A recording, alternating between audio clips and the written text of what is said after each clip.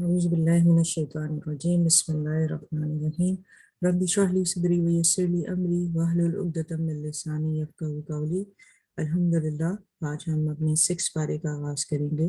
تو 6 پارے کی پہلے ہم 2 آیتیں پڑھیں گے، دونوں چھوٹی ہیں، عربی تلاوت کریں گے تجوید سے اور پھر ٹرانسلیشن کی طرف آئیں گے۔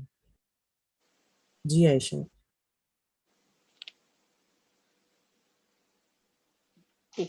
بسم اللہ الرحمن الرحیم لا يحب اللہ الجہر بالسوء من القول الا من ظلم وکان اللہ سمیعا علیما ان تبدوا خیرا او تخفوه او تعفوا عن سوء فإن اللہ کان عفوا قدیرا۔ برائی کے ساتھ آواز بلند کرنے والے کو اللہ تعالیٰ پسند نہیں فرماتا، مگر مظلوم کو اجازت ہے، اور اللہ تعالیٰ خوب سنتا جانتا ہے۔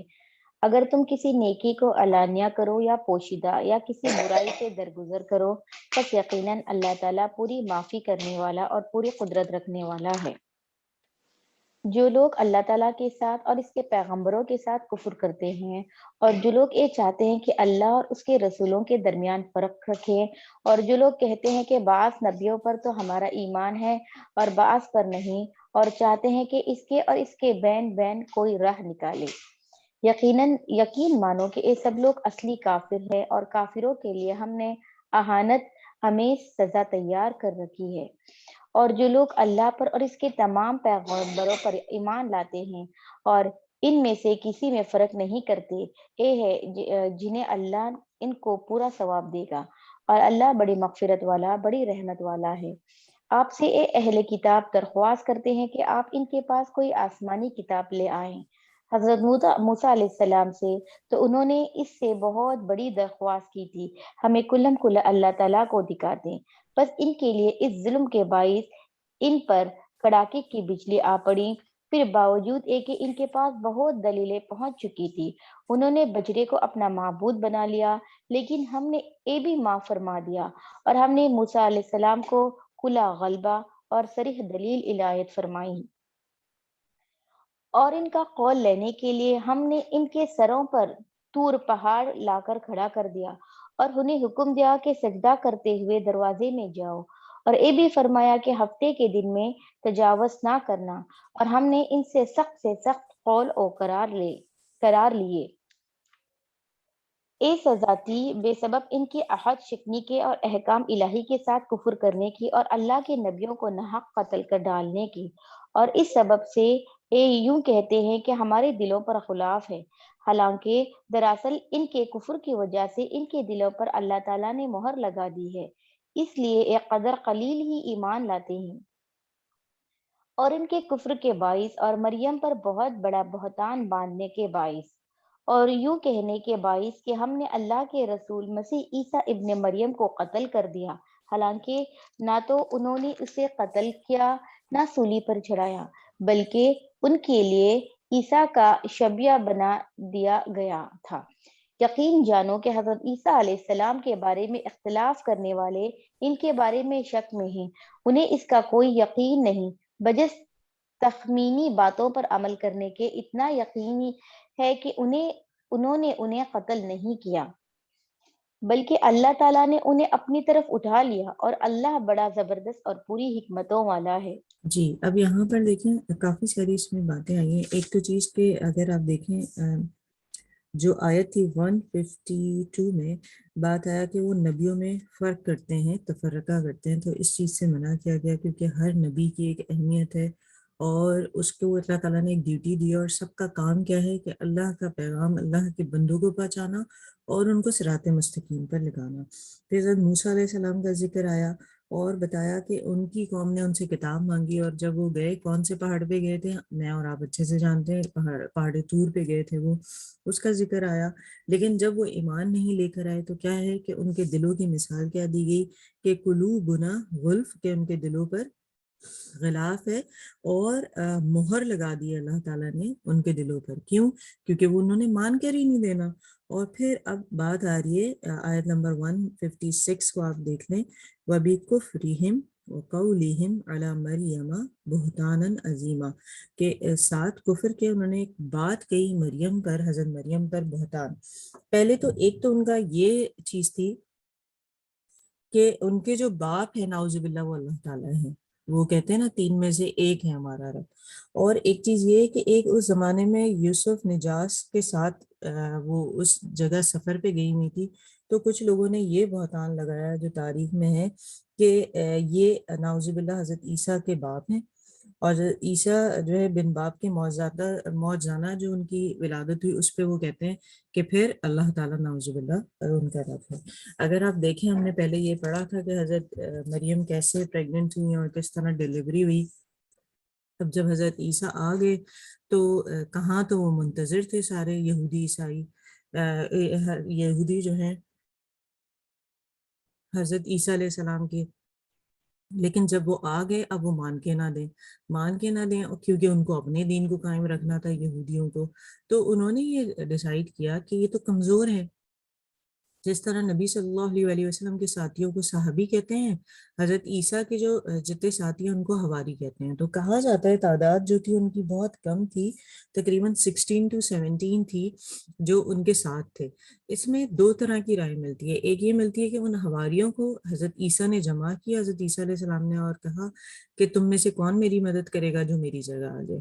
اور ایک کہا جاتا ہے کہ ایک شخص تھا جو ان کے ساتھیوں میں سے تھا، اس نے جو یہودی تھے انہیں وہ جگہ بتائی جہاں حضرت عیسیٰ موجود تھے، اور جس طرح وہ پہنچا ان تک تو اللہ تعالیٰ نے اس کی شکل حضرت عیسیٰ جیسی کر لی اور حضرت عیسیٰ علیہ السلام کو اپنے پاس بلا لیا. یہ ایک حقیقت ہے کہ حضرت عیسیٰ علیہ السلام کو حضرت عیسیٰ علیہ السلام جو ہے وہ قتل نہیں کیے گئے.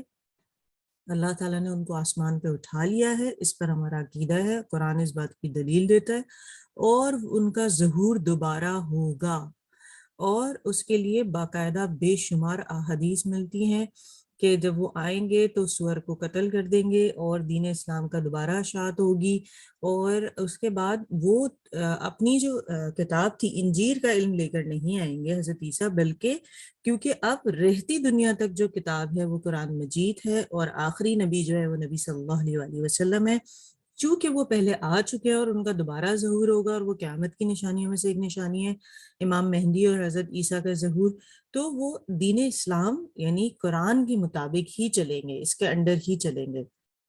اب ہوا کیا وہ واقعہ کہ جب اس شخص کی شکل بدل دی گئی جس نے سازش کی تھی، اور حضرت عیسیٰ علیہ السلام کو اللہ تعالیٰ نے اپنے پاس بلا لیا آسمان پر، تو وہ جو یہودی تھے انہوں نے کیا کیا، نعوذ باللہ نبی سمجھ کر انہیں حضرت عیسیٰ سمجھ کر ان کو زرد و کوب کیا اور ان کو سولی پر چڑھا دیا. اور حضرت عیسیٰ علیہ السلام کا جب دوبارہ ظہور ہوگا تو اس میں سے ایک نشانی یہ ہے جیسے کہ وہ سور کو ذبح کر دیں گے، اسی طرح سلیب کو بھی جسے یہ مانتے ہیں اسے توڑ دیں گے، کیونکہ صرف ایک ہی ذات ہے جس کی ہم سب عبادت کریں وہ اللہ تعالیٰ ہے.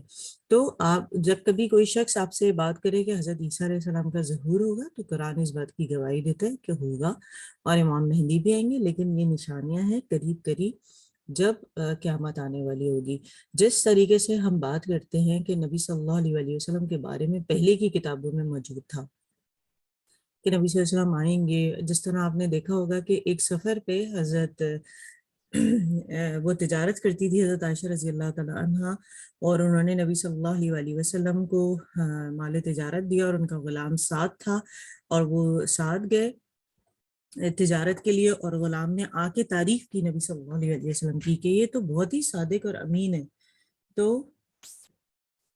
جی حضرت خدیجہ رضی اللہ تعالیٰ عنہ کی جو غلام تھے تو انہوں نے آ کے جب تعریف کی نبی صلی اللہ علیہ وسلم کی حضرت خدیجہ سے، تو انہوں نے کیا کہا کہ یہ تو بڑا صادق اور امین ہے. میں نے اس سفر میں دیکھا غلام نے آ کے جب تعریف کی ان کی، اور اس میں سے کچھ لوگ تھے جو وہاں پر جس طرح یہودیوں میں بڑے بڑے راہب ہوتے ہیں یا ان کے جو علماء کرام ہوتے ہیں، تو انہوں نے راستے میں دیکھا یہ نبی صلی اللہ علیہ وسلم جا رہے ہیں تو جو درخت ہے وہ سایہ کر رہے ہیں، پتھر سجدہ کر رہے ہیں، تو انہوں نے کہا یہ تو کوئی وہ نبی ہے جس کا ہم منتظر تھے.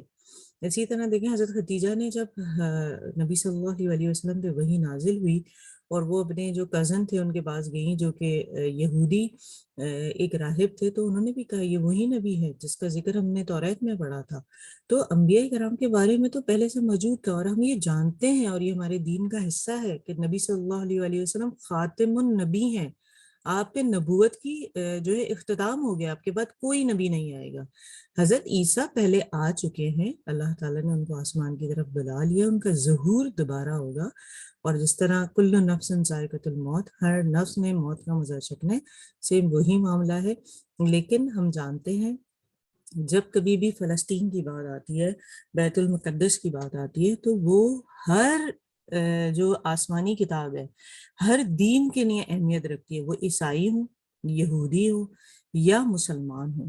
ہمارا قبلہ اول جو تھا وہ مسجد اقصیٰ تھا، اور آپ جانتے ہیں معراج میں بھی اللہ تعالیٰ نبی صلی اللہ علیہ وآلہ وسلم کو کہاں لے کے گئے تھے؟ مسجد اقصیٰ لے کے گئے تھے، اور اس کے بعد آسمان کا سفر شروع ہوا تھا، جو براق کی بھی بات ہم نے پڑھی ہے۔ اور ایسے ہی ہے کہ مسجد اقصیٰ کی اہمیت اس طرح پتہ چلتی ہے۔ یہودیوں کو بھی اس سے رغبت ہے، کیونکہ ادھر سلیمان ہیکل کی جو ایک دیوار ہے وہ موجود ہے، تو اس وجہ سے وہ اس طرف عبادت کرتے ہیں، اور عیسائیوں کو بھی اس کے ساتھ ایک رغبت ہے، کیونکہ ان سب کو بھی یہ پتہ ہے کہ حضرت عیسیٰ نے یہاں آنا ہے۔ بلکہ میں نے ایک ڈاکیومنٹری میں دیکھی تھی کہ جو یہودی ہیں وہ وہاں پر کئی مطلب فار ایگزامپل کہیں پر بھی اگر آپ کو لینڈ ملتی ہے $100 کی، تو وہاں پر وہ کئی لاکھ ڈالرز لگا کر اپنی قبریں لیتے ہیں کہ ہم نے یہیں تدفین کریں، کیونکہ ہم نے اٹھ کے یہیں آنا ہے، اور یہاں حضرت عیسیٰ آئیں گے تو ہم ان پر ایمان لے آئے۔ ان کا ایک اپنا عقیدہ ہے، یہ تو آج کی بات ہے، لیکن آپ دیکھیں تو سب کے لیے وہ اہمیت کی حامل ہے۔ اور جب فلسطین کی بات آتی ہے تو ہم بہت سارے لوگ چپ کر جاتے ہیں کہ ہمارا مسئلہ نہیں ہے۔ کیوں نہیں ہے؟ وہ ہماری ایک مقدس جگہ ہے۔ ٹھیک ہے، خانہ کعبہ اور مدینے کے ساتھ ہماری زیادہ رغبت اس لیے ہے کہ ابھی ہمارا جو اللہ کا گھر ہے وہ بیت اللہ ہے، اور نبی صلی اللہ علیہ وسلم کا روزہ مدینہ ہے، تو ان کے بعد اگر آپ دیکھیں تو مسجد اقصیٰ کی ایک اپنی اہمیت ہے۔ تو یہاں ہمیں حضرت عیسیٰ علیہ السلام کے بارے میں پتہ چلا کہ جن لوگوں نے ان کے بارے میں سازش کی تھی، پہلی ایک چیز کہ یہ معجزہ تھا، اور جب کبھی کوئی آپ سے کہے، کبھی کبھی ہمارا ذہن بھی تو ہم سے سوال کرتا ہے نا کہ بغیر باپ کے کیسے، تو آپ ہمیشہ یاد رکھیں کہ اس واقعے سے پہلے جب اللہ تعالیٰ نے تسلسل کے ساتھ جب قرآن میں پہلی دفعہ حضرت مریم کے بارے میں آیا تھا کہ اللہ تعالیٰ تم کو حضرت عیسیٰ عطا کریں گے، تو اس سے پہلے جو ذکر آیا تھا وہ آپ کو شاید یاد ہو، حضرت زکریا کا آیا تھا کہ حضرت زکریا اللہ تعالیٰ سے دعا مانگ رہے ہیں کہ میں بوڑھا ہو گیا ہوں، میری بیوی بانجھ ہے، اور مجھے جو ہے اولاد دے، اور اللہ تعالیٰ نے انہیں دی۔ تو ایسی سچویشن میں بھی اللہ تعالیٰ اولاد دے رہا ہے۔ پھر آپ یہ دیکھیں، سب سے پہلے آپ کو یہ یاد رکھنا چاہیے کہ حضرت آدم علیہ السلام کی تو نہ ماں تھی اور نہ ہی باپ تھا، پھر اللہ تعالیٰ نے ان کو پیدا کیا بغیر ماں باپ کے، تو حضرت عیسیٰ کے لیے تو چلے ماں موجود تھی۔ تو اللہ تعالیٰ کی ذات کو ہمیشہ یاد رکھیں، کن فیکون۔ قرآن کی پہلی آیت کو یاد رکھیں، کیا تھا؟ الف لام میم ذالک الکتاب لا ریب فیہ، کہ اس کے اندر کوئی شک نہیں ہے۔ تو ان چیزوں کو آپ نے یاد رکھنا ہے۔ جی آگے چلتے ہیں۔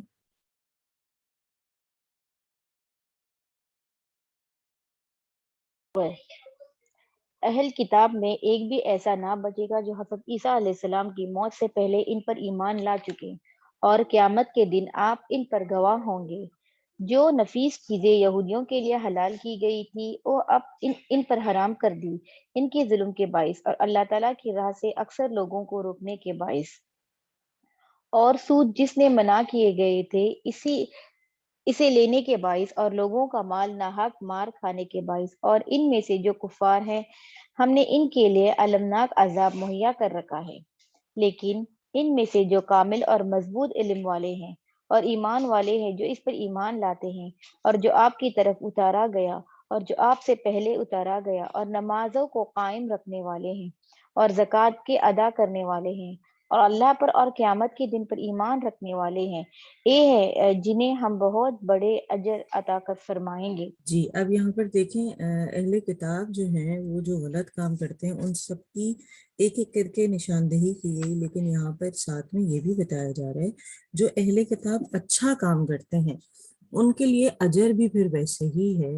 ان کو کہا جا رہا ہے کہ اگر وہ اچھا کام کر رہے ہیں تو آپ نے اس پر ان کی اہمیت کو سمجھنا ہے کہ انہوں نے اچھا کام کیا، یعنی اہل کتاب کی طرف حرام کو حلال نہ کر لینا، اور نہ دنیا میں تمہیں سزا ملے گی، یہ بات ایک ہمیں بتائی گئی کہ ایسا نہیں کرنا ہے ہم نے۔ اور ساتھ میں بتایا جا رہا ہے کہ اگر وہ اچھا کام کر رہے ہیں، ادھر ہمیں جو نصیحت مل رہی ہے وہ کیا مل رہی ہے کہ سم ٹائم کیا ہوتا ہے، کوئی انسان برا ہوتا ہے، اس کا عمل اچھا ہوتا ہے، تو آپ نے اس کے عمل سے سیکھنا ہے، یہ نہ دیکھیں کون کہہ رہا ہے، یہ دیکھیں کیا کہہ رہا ہے، تو آپ اس کی خیر اس سے لے لیں۔ اسی طرح کوئی دوست آپ کو غلط چیز پر ابھار رہا ہے، جیسے ہم کل بات کر رہے تھے کہ ایک رانگ کال آپ کو گناہ کبیرہ زنا کی طرف لے جاتی ہے، تو آپ یہ نہ دیکھیں کہ دوست ہے وہ بات کیا کہہ رہے ہیں، یہ دیکھیں، تو اگر وہ غلط بات کر رہے ہیں تو آپ اسے چھوڑ دیں۔ یہاں اللہ تعالیٰ کا انصاف ہے کہ اللہ تعالیٰ ارشاد فرما کہ اگر وہ اچھا کام کر رہے ہیں تو آپ نے اس پر جو ہے ان کی اصلاح، مطلب اس کے مطابق ان کو ایکسیپٹ کرنا ہے۔ لیکن کیا ہے کہ ایمان لانے کی بات آئی ہے، اس میں نماز قائم کرنے کی، زکوٰۃ ادا کرنے کی، اللہ پر ایمان لانے کی اور یوم آخرت پر، تو پھر کہا جا رہا ہے کہ وہ صحیح لوگ ہیں اور ان کو جلد سے جلد اللہ تعالیٰ اس پر اجر دے گا۔ یہاں دیکھیں ہمیں آیت نمبر 62 میں بتایا جا رہا ہے کہ آپ کو باعث نہیں ہونا اپنی زندگی میں بھی کسی کے معاملے میں، اگر کوئی اچھی چیز کہہ رہا ہے تو اس کو ایکسیپٹ کریں، جو غلط ہے وہ غلط ہے۔ جی یقیناً ہم نے آپ کی طرف اسی طرح وحی کی ہے جیسے کہ نوح علیہ السلام کی اور ان کے بعد آنے والے نبیوں کی طرف کی، اور ہم نے وحی کی ابراہیم اور اسماعیل اور اسحاق اور یعقوب اور ان کے اولاد پر، اور عیسیٰ اور ایوب اور یونس اور ہارون اور سلیمان کی طرف، اور ہم نے داؤد علیہ السلام کو زبور عطا فرمائی ہے، اور آپ سے پہلے بہت سے رسولوں کے واقعات ہم نے آپ سے بیان کیے ہیں، اور بہت سے رسولوں کے بھی نہیں بھی کیے، اور موسیٰ علیہ السلام سے اللہ تعالیٰ نے صاف طور پر کلام کیا ہے۔ ہم نے انہیں رسول بنایا ہے، خوشخبریاں سنانے والے ہیں اور آگاہ کرنے والے ہیں، تاکہ لوگوں کی کوئی حجت اور الزام رسولوں کے بھیجنے کے بعد اللہ تعالیٰ پر نہ جائے۔ اللہ تعالیٰ بڑا غالب اور بڑا حکمت والا ہے۔ جو آپ کی طرف اتارا ہے اس کے بابت خود اللہ تعالیٰ گواہی دیتا ہے کہ اسے اپنے علم سے اتارا ہے، اور فرشتے بھی گواہی دیتے ہیں، اور اللہ تعالیٰ بطور گواہ کافی ہے۔ جی، یہ آیت جن نمبر لوگوں نے 166 آپ نوٹ کر لیں کہ دیکھیں یہ جو قرآن ہے اس کے بارے میں اللہ تعالیٰ کیا کہہ رہے ہیں کہ اللہ تعالیٰ خود بھی گواہی دیتا ہے، فرشتے بھی گواہی دیتے ہیں، اور ویسے کافی تو اللہ تعالیٰ ہی کی گواہی ہے کہ یہ حق ہے۔ جی جن لوگوں نے کفر کیا اور اللہ تعالیٰ کی راہ سے اوروں کو روکا، وہ یقیناً گمراہی میں دور نکل گئے ہیں۔ جن لوگوں نے کفر کیا اور ظلم کیا انہیں اللہ تعالیٰ ہرگز نہ بخشے گا اور نہ انہیں کوئی راہ دکھائے گا بجز جہنم کی راہ کے، جس میں وہ ہمیشہ ہمیشہ پڑے رہیں گے، اور یہ اللہ تعالیٰ پر بالکل آسان ہے۔ اے لوگو، تمہارے پاس تمہارے رب کی طرف سے حق لے کر رسول آ گیا ہے، بس تم ایمان لاؤ تاکہ تمہارے لیے بہتری ہو، اور اگر تم کافر ہوگے تو اللہ ہی کی ہے ہر وہ چیز جو آسمان اور زمین میں ہے، اور اللہ تعالیٰ دانا ہے، حکمت والا ہے۔ اے اہل کتاب، اپنے دین کے بارے میں حد سے نہ گزر جاؤ، اور اللہ پر بجز حق کے اور کچھ نہ کہو۔ مسیح عیسیٰ ابن مریم تو صرف اللہ تعالیٰ کے رسول اور اس کلمے کن سے پیدا شدہ ہے، جسے مریم علیہ السلام کی طرف ڈال دیا تھا، اور اس کے پاس کی روح میں ہے۔ اس لیے تم اللہ کو اور ان سب رسولوں کو مانو، اور نہ کہو کہ اللہ تین ہے، اس سے باز آ جاؤ کہ تمہارے لیے بہتری ہے۔ اللہ عبادت کے لائق تو صرف ایک ہی ہے، وہ اس سے پاک ہے نہ اس کی اولاد ہو، اسی کے لیے ہے جو کچھ آسمانوں میں ہے اور جو کچھ زمین میں ہے، اور اللہ کافی ہے نام بنانے والا۔ جی، ہماری عمل کرنے والی جو آیت ہے 170 آیت ہے، جس میں کہا جا رہا ہے لوگوں آگے تمہارے پاس رسول حق کے ساتھ تمہارے رب کی طرف سے، ایمان لاؤ، بہتر ہے تمہارے لیے، اور اگر تم انکار کرو تو بے شک اللہ ہی کے لیے ہے جو آسمانوں میں اور جو زمین میں، اور اللہ تعالیٰ علیم اور حکیم ہے۔ پھر یہاں بات کی جا رہی ہے غلو کی۔ اب یہ جو بات ہے یا اہل الکتاب لا تغلو فی دینکم ولا تقولوا علی اللہ الا الحق، کہا جا رہا ہے اہل کتاب مخاطب ہیں ویسے تو، کہ تم غلو نہ کرو۔ غلو کہتے ہیں کسی چیز کو اس کی جگہ سے زیادہ کر دینا یا کم کر دینا، اس کو اس کی جگہ سے ہٹا دینا، یہ غلو ہے دین میں۔ اور نہ تم کہو اللہ پر جو حق نہیں ہے۔ تو یہاں اگر آپ دیکھیں باقاعدہ وہ یہ جو بات تسلسل سے کہی جا رہی ہے، یہ مخاطب تو اہل کتاب میں عیسائی ہیں، کیونکہ آگے حضرت عیسیٰ کا ذکر آ رہا ہے، اور جو وہ غلو کر رہے ہیں وہ کیا کر رہے ہیں کہ ان کو انسان کے مرتبے سے اٹھا کر ان کو رب مان رہے ہیں، اور رب بنانے کے ساتھ اسی آیت میں آگے وضاحت آ رہی ہے کہ وہ کہہ رہے ہیں کہ اللہ تعالیٰ جو ہے وہ تمہارا نعوذ باللہ تو باپ ہے۔ تو یہاں ہم سورہ اخلاص میں کیا پڑھتے ہیں کہ اللہ تعالیٰ کی نہ کوئی اولاد ہے، نہ وہ کسی کی اولاد ہے، تو شرک تو ہم اللہ تعالیٰ کے ساتھ کر ہی نہیں سکتے، اور نہ ہی ایسا ہے۔ تو ایک تو یہ چیز ہوگی۔ اب بات، کیونکہ مخاطب ہم سارے ہیں مسلمان، تو ہمارے لیے کیا ہے، ہم کیا کرتے ہیں، ہم بھی سمجھنا ایسا کرتے ہیں کہ حضرت محمد صلی اللہ علیہ وآلہ وسلم ہمیں اپنی جان، بچے، اولاد، ماں باپ سب سے زیادہ اہم ہے، لیکن ان کی اہمیت اللہ تعالیٰ کی بات ہے۔ ہمیں اپنے اراؤنڈ ایسے لوگ نظر آتے ہیں جو اس طرح کی بات کرتے ہیں جو آپ کبھی کبھی ڈائجسٹ نہیں کر پاتے، اور آپ کو لگتا ہے کہ یہ غلو ہی ہے۔ تو آپ یہ یاد رکھیں، نبی صلی اللہ علیہ وسلم کو اللہ تعالیٰ اتنی زیادہ محبت کرتے ہیں کہ آپ دیکھیں ہر اذان میں نبی صلی اللہ علیہ وسلم کا نام اللہ کے نام کے ساتھ بلند ہوتا ہے، جو قرآن خود کہتا ہے وَرَفَعْنَا لَكَ ذِكْرَكَ، کہ ہم نے آپ کے ذکر کو بلند کر دیا۔ پھر ذرا ہم دنیا کے حالات کو دیکھیں کہ آپ دیکھیں یہاں اگر صبح ہو رہی ہے تو یورپین کنٹریز، کینیڈا یا امریکہ میں رات ہو رہی ہے، تو جس طرح سورج آپ دیکھیں کہ پورا ایک چکر کاٹتا ہے، راؤنڈ کرتا ہے نا دنیا کے گرد، تو ایک کہیں صبح ہوتی ہے کہیں شام ہوتی ہے، تو ہر لمحہ اذان ہر ملک میں دی جا رہی ہوتی ہے، اور اللہ تعالیٰ کے ساتھ نبی صلی اللہ علیہ وسلم کا نام لیا جا رہا ہوتا ہے۔ تو نبی صلی اللہ علیہ وسلم کی ذات تو ایسی ہے، کہا کہ وہ ہمارے لیے ایک نمونہ ہے، مطلب آئیڈیل ہے، ہمیں ان کے مطابق زندگی گزارنی ہے۔ قرآن کہتا ہے اطیعوا اللہ و اطیعوا الرسول، اطاعت کرو اللہ کی اور اس کے رسول کی، لیکن ان سب میں ہمارا رب اللہ سبحانہ تعالیٰ ہے، اور ہمارے نبی محمد صلی اللہ علیہ وسلم ہے۔ قرآن کے الفاظ بھی، بیان بھی، ہر چیز اللہ تعالیٰ کی طرف سے ہے۔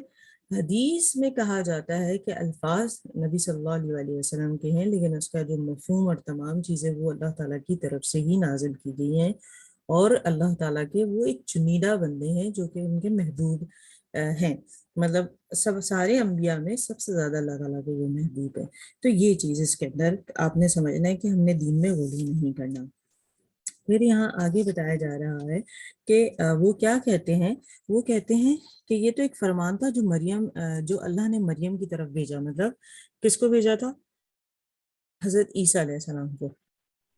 تو یہاں پر وہ پھر سے دوبارہ اس بات کی طرف آ رہے ہیں کہ یہ جو مرد کے مطلب مثال دے رہے ہیں، جس طرح ایک ہسبینڈ اور وائف ہیں، ان کے درمیان ایک ریلیشن ہے، اور اس کے بعد آپ دیکھیں کتنے چھوٹی سی ایک چیز، کبھی آپ نے غور کیا ہے آپ کی اور میری بنیاد کس چیز پہ رکھی گئی ہے ہر انسان کی، ایک ایسے سفید پانی پر جس کی جو اگر ہمارے کپڑوں پر لگ جائے تو وہ ناپاکی کے سوا کچھ بھی نہیں۔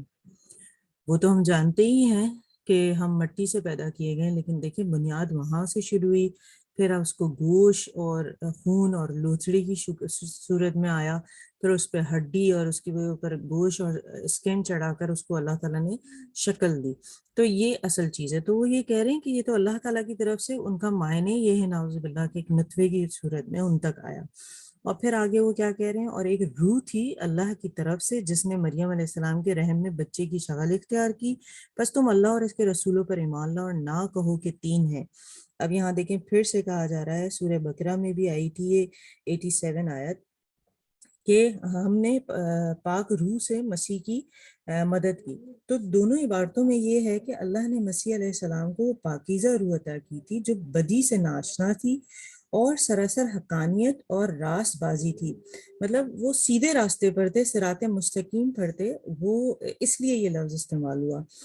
اور اس میں بھی کہا گیا کہ غلو نہ کرو، کیونکہ روح من اللہ کو خود اللہ کی روح قرار دے دیتے ہیں وہ لوگ، اور یا روح قدس کا مطلب یہ نکال لیتے ہیں کہ اللہ تعالیٰ کی اپنی مقدس جو روح ہے اس کی بات ہو رہی ہے۔ تو ان سب سے منع کیا گیا، اور وہ پھر کہتے ہیں کہ تیسرا جو ہے نعوذ باللہ وہ خدا روح قدس کو ڈال دیا انہوں نے، مطلب اللہ تعالیٰ نے اپنی طرف سے روح قدس، آپ جانتے ہیں کہ پاکیزہ پریشیس چیز کو کہتے ہیں، اور روح ہم جانتے ہیں کہ ہماری جانوں کے اندر جو روح ہے جو اڑ جاتی ہے ایک طرح سے، اس کی بات کی جا رہی ہے۔ تو وہ یہ کہتے ہیں ٹھیک ہے مریم ہے ماں، نعوذ باللہ اللہ تعالیٰ ہے ان کا والد صاحب، اور وہ خود جو ہیں بیٹے ہیں، تو ایسا نہیں ہے۔ اللہ تعالیٰ نے حضرت عیسیٰ کو اپنے ذہن میں یہ بالکل پکا کر لیں کہ بغیر باپ کے پیدا کیا ہے، ان کو آسمان کی طرف اٹھا لیا ہے، اور قیامت سے پہلے ان کا ظہور ہوگا، اور جب وہ آئیں گے تو صلیبے توڑ دیں گے، جس کو یہ سب مانتے ہیں کہ حضرت عیسیٰ کو شاید صلیب پہ چڑھا دیا تھا، اور سور کو بھی ذبح کر دیں گے، اور دین اسلام اس وقت چھا جائے گا۔ جی آگے۔ مسیح علیہ السلام کو اللہ کا بندہ ہونے میں کوئی ننگ و عار یا تکبر و انکار ہرگز ہو ہی نہیں سکتا، اور نہ مقرب فرشتوں کو۔ اس کی بندگی سے جو بھی دل چرائے اور تکبر و انکار کرے، اللہ تعالیٰ ان سب کو اکٹھا اپنی طرف ہی جمع کرے گا۔ بس جو لوگ ایمان لائے ہیں اور شائستہ اعمال کیے ہیں، ان کو ان کا پورا پورا ثواب عنایت فرمائے گا، اور اپنے فضل سے انہیں اور زیادہ دے گا۔ اور جن لوگوں نے ننگ و عار اور سرکشی اور انکار کیا، انہیں المناک عذاب دے گا، اور وہ اپنے لیے سوائے اللہ کے کوئی حمایتی اور امداد کرنے والا نہ پائیں گے۔ اے لوگو، تمہارے پاس تمہارے رب کی طرف سے سند و دلیل آ پہنچی، اور ہم نے تمہاری جانب واضح اور صاف نور اتار دیا ہے۔ بس جو لوگ اللہ تعالیٰ پر ایمان لائے اور اسے مضبوط پکڑ لیا، انہیں تو وہ عنقریب اپنی رحمت اور فضل میں لے گا اور انہیں اپنی طرف سے راہ راست دکھائے گا۔ جی یہ آیت نوٹ کر لیجئے 175، کہ جس میں اللہ تعالیٰ کہہ رہے ہیں کہ ایمان لانے کے بعد آپ نے اتنی مضبوطی سے پکڑا کہ عنقریب وہ تمہیں جنت میں داخل کرے گا، جہاں رحمت اور فضل ہوگی اور ہدایت ہوگی ان لوگوں کی نہیں جو کہ سیدھے راستے پر ہیں، صراط مستقیم پر ہیں۔ جی آپ سے فتویٰ پوچھتے ہیں، آپ کہہ دیجئے کہ اللہ تعالیٰ خود تمہیں کلالہ کے بارے میں فتویٰ دیتا ہے۔ اگر کوئی شخص مر جائے جس کی اولاد نہ ہو اور ایک بہن ہو، تو اس لیے چھوڑے ہوئے مال کا آدھا حصہ ہے، اور وہ بھائی اس بہن کا وارث ہوگا اس کے اولاد نہ ہو۔ بس اگر بہنیں دو ہوں تو انہیں کل چھوڑے ہوئے کا تو دو تہائی ہی ملے گا، اور اگر کئی شخص اس ناطے کے ہیں، مرد بھی اور عورتیں بھی، تو مرد کے لیے حصہ ہے مثل دو عورتوں کے۔ اللہ تعالیٰ تمہارے لیے بیان فرما رہا ہے، ایسا نہ ہو کہ تم بہک جاؤ، اور اللہ تعالیٰ ہر چیز سے واقف ہے۔ ہاں پر جو ہے بات کی جا رہی ہے کلالہ کی، تو حضرت ابو بکر صدیق رضی اللہ تعالیٰ عنہ سے مروی ہے کہ انہوں نے کہا کہ لا ولد جو انسان ہوگا جس کی اولاد نہیں ہوگی وہ کلالہ ہے۔ کچھ رائے فقہا کی یہ ملتی ہے کہ اولاد بھی نہ ہو اور ماں باپ بھی نہ ہو تو وہ کلالہ ہوگا۔ اب اس کی بہن ہے تو اس کو کیا ہوگا، ترکے کا آدھا حصہ مل جائے گا۔ تو اس بارے میں وہ جو ہے آپس میں ڈسکشن کر رہے ہیں۔ تو الحمدللہ آج ہماری سورہ نساء یہاں کمپلیٹ ہو گئی ہے، سورہ مائدہ شروع ہو رہی ہے۔ سورہ مائدہ کے اگر آپ رکوعات دیکھیں تو وہ 12 ہیں، اور آیات جو ہیں وہ 160 ہیں، اور یہ مدنی سورہ ہے۔ تو اس کی آج ہم تلاوت مطلب اس کی ٹرانسلیشن شروع کرتے ہیں۔ جی آگے بڑھیے۔ جی بسم اللہ الرحمن الرحیم، شروع کرتی ہوں اللہ کے نام سے جو بڑا نہایت رحم کرنے والا ہے۔ اے ایمان والو، عہد و پیمان پورے کرو۔ تمہارے لیے مویشی چوپائے حلال کیے گئے ہیں، بجس ان کے جن کے نام پڑھ کر سنائے دیے جائیں گی، مگر حالت احرام میں شکار کو حلال جاننے والے نہ بننا، یقیناً اللہ جو چاہے حکم کرتا ہے۔ جی یہاں پر اب ہمیں بتائی جائیں گی حدود و قیود اور پابندی کے کیا چیزیں ہم پر عائد ہوتی ہیں۔ پہلی جو اس کی آیت ہے، ایمان والوں کی بندشوں کی پوری پابندی کرنے کو کہا گیا ہے، اور مویشیوں کی قسمیں بتائی گئی ہیں کہ ہمارے لیے کون سی حلال ہیں۔ اب آپ دیکھیں، جب ہم روزہ رکھتے ہیں تو ہم پہ کیا ہوتا ہے، حلال کھانا بھی ہمیں کہا جاتا ہے کہ آپ اس سے رک جاؤ۔ سیم اسی طریقے سے یاد رکھیں، جب آپ حج کے نیت سے جاتے ہیں اور احرام باندھ لیتے ہیں، حالت احرام میں آپ پہ شکار منع ہے، اور اسی طرح سے فساد، جھگڑا اور ان چیزوں سے بھی روکا گیا ہے۔ تو اس کے بارے میں یہ بات کہی جا رہی ہے۔ جی اے ایمان والو، اللہ تعالیٰ کے شعائر کی بے حرمتی نہ کرو، نہ ادب والے مہینوں کی، نہ حرم میں قربان ہونے والے اور پڑے پٹے پہنائے گئے جانوروں کی جو کعبہ کو جا رہے ہو، اور نہ ان لوگوں کی جو بیت اللہ کے قصد سے اپنے رب تعالیٰ کے فضل اور اس کی رضا جوئی کی نیت سے جا رہے ہو۔ ہاں، جب تم احرام اتار ڈالو تو شکار کھیل سکتی ہو۔ جن لوگوں نے تمہیں مسجد حرام سے روکا تھا، ان کی دشمنی تمہیں اس بات پر آمادہ نہ کرے کہ تم حد سے گزر جاؤ۔ نیکی اور پرہیزگاری میں ایک دوسرے کی امداد کرتے رہو، اور گناہ اور ظلم اور زیادتی میں مدد نہ کرو۔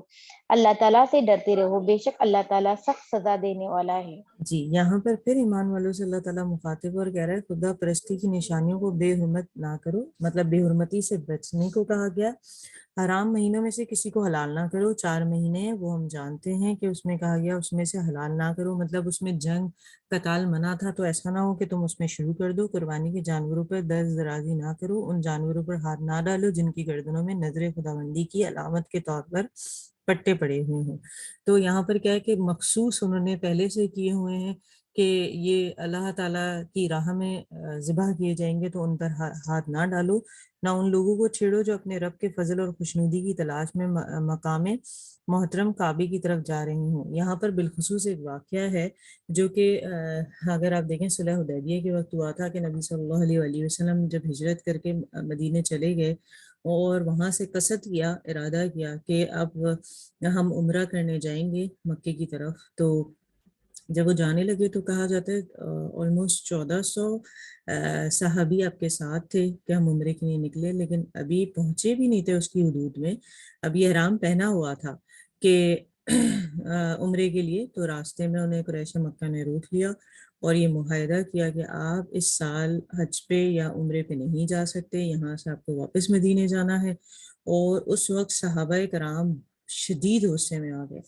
اور کیونکہ وہ احرام بھی پہنے ہوئے تھے، اور حضرت عمر کا بھی یہ کہنا تھا نبی صلی اللہ علیہ وسلم ان کے ساتھ اس وقت کوئی معاملہ کیا جائے، لیکن نبی صلی اللہ علیہ وسلم اور حضرت ابو بکر صدیق جو تھے وہ کافی نرم طبیعت تھے، تو سارے جو باقی کے صحابہ تھے انہوں نے یہ رائے دی کہ بہتر ہے کہ ہم یہاں سے لوٹ جائیں، کیونکہ اس وقت ان کے اندر اتنی طاقت بھی نہیں تھی کہ وہ ان سے لڑ سکیں۔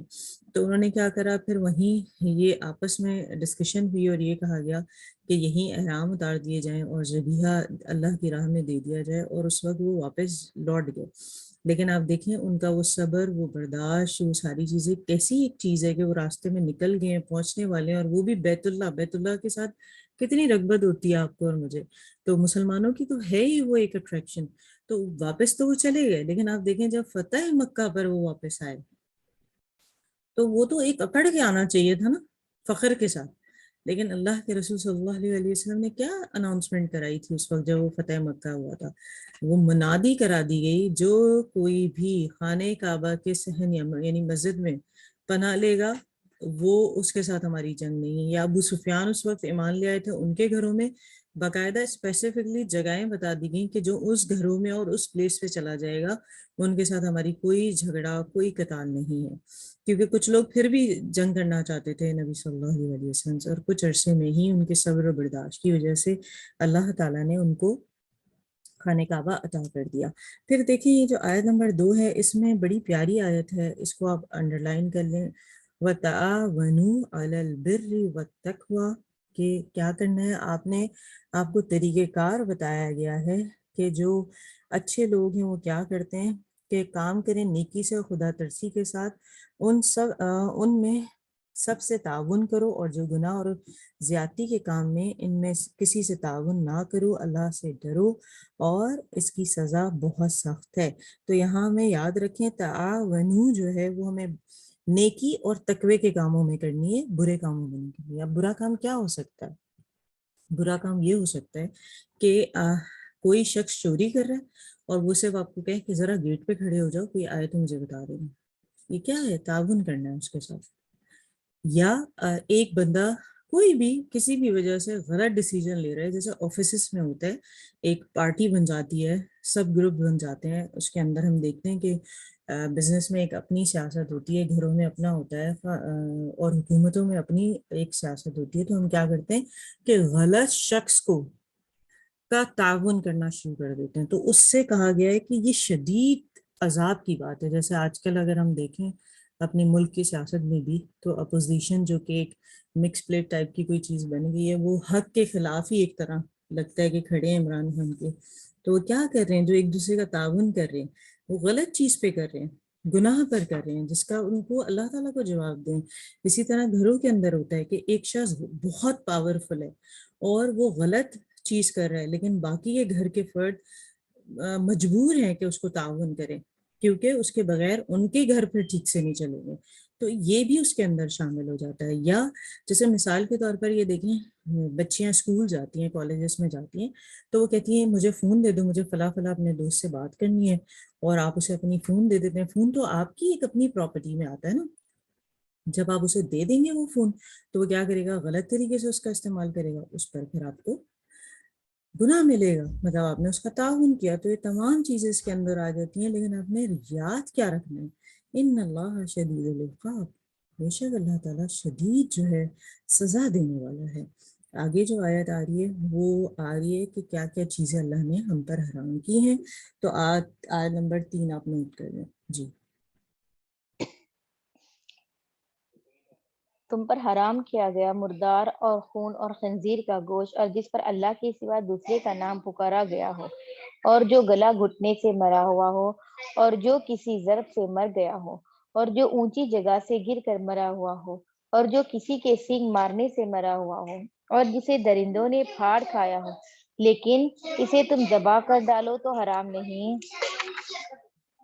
اور جو آستانوں پر ذبح کیا گیا ہو، اور اے بھی کہ قریا کے تیروں کے ذریعے فالگیری کرو، یہ سب بدترین گناہ ہیں. آج کفار تمہارے دین سے نا امید ہو گئے ہیں. خبردار، تم ان سے نہ ڈرنا اور تم مجھ سے ڈرتے رہنا. آج میں نے تمہارے لیے دین کو کامل کر دیا اور تم پر اپنا انعام بھرپور کر دیا، اور تمہارے لیے اسلام دین ہونے پر رضامند ہو گیا. بس جو شخص شدت کی بھوک میں بے قرار ہو جائے، بشرطیکہ کہ کسی گناہ کی طرف اس کا میلان نہ ہو، تو یقیناً اللہ تعالیٰ معاف کرنے والا اور بہت بڑا مہربان ہے. جی. یہ آیت تو ایک ہے سورہ مائدہ کی آیت نمبر 3، لیکن اس میں کافی سارے احکامات ہیں. پہلی بات کہا گیا تم پر حرام کیا گیا مردہ، یعنی ایسا جانور، وہ چاہے بکری ہو، گائے ہو، جو اپنی طبی موت مر گیا ہو. تو وہ مر گیا، اب اس کا کیا ہوتا ہے مرنے کے بعد؟ آپ جانتے ہیں بلڈ سرکولیشن رک جاتا ہے. تو وہ آپ کے لیے آج کی سائنس یہ بتاتی ہے وہ سوائے زہر کے کچھ بھی نہیں ہے. تو مردہ کوئی بھی جانور ہو، چاہے وہ زندگی میں الائیو جب تھا وہ حلال تھا، لیکن اس کے بعد وہ حرام ہو گیا، مردہ جانور نہیں کھا سکتے. خون، جس طرح ہم باقی مشروبات پیتے ہیں، کوئی بھی بہتا یا اس طرح کا خون نکال کے نہیں پی سکتے. دوسری بات آ گئی. تیسرا بتایا جا رہا ہے سور کا گوشت، کسے کہتے ہیں؟ خنزیر، پگ، جو میٹ ہے وہ. ابھی آپ نے سنا ہوگا جب یہ کووڈ پھیلا تو اس میں ایک بڑی پرانی کوئی انگلش مووی کوئی نکال کے دکھا رہا تھا کہ اس طرح کی کوئی بیماری آئے گی، وہ یہ جو سور کا گوشت ہے اسی سے پھیلے گی، X Y Z. I don't know کیا اس کے پیچھے حقیقت ہے. کچھ لوگ کہتے ہیں چمگادڑوں کی وجہ سے یا جو کچھ بھی. لیکن آپ دیکھیں ایک چیز جو سب سے امپورٹنٹ ہے وہ یہ کہ اللہ تعالیٰ نے جو ہمارے لیے حلال کی ہیں چیزیں، وہ ہمارے جسم کو توانائی فرد بخشتی ہیں، کیونکہ آپ وہ ہوتے ہیں جو آپ کھاتے ہیں. تو ہمیشہ یاد رکھیں یہاں پر یہ آیت آئی ہے، نوٹ ڈاؤن کر لیں اصولوں میں سے. خود بھی پیور کھائیں اور بچوں کو بھی پیور کھلائیں.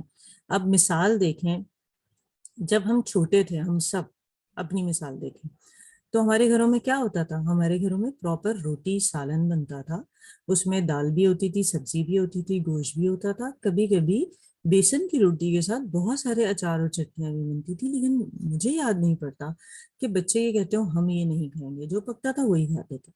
آج کیا ہے؟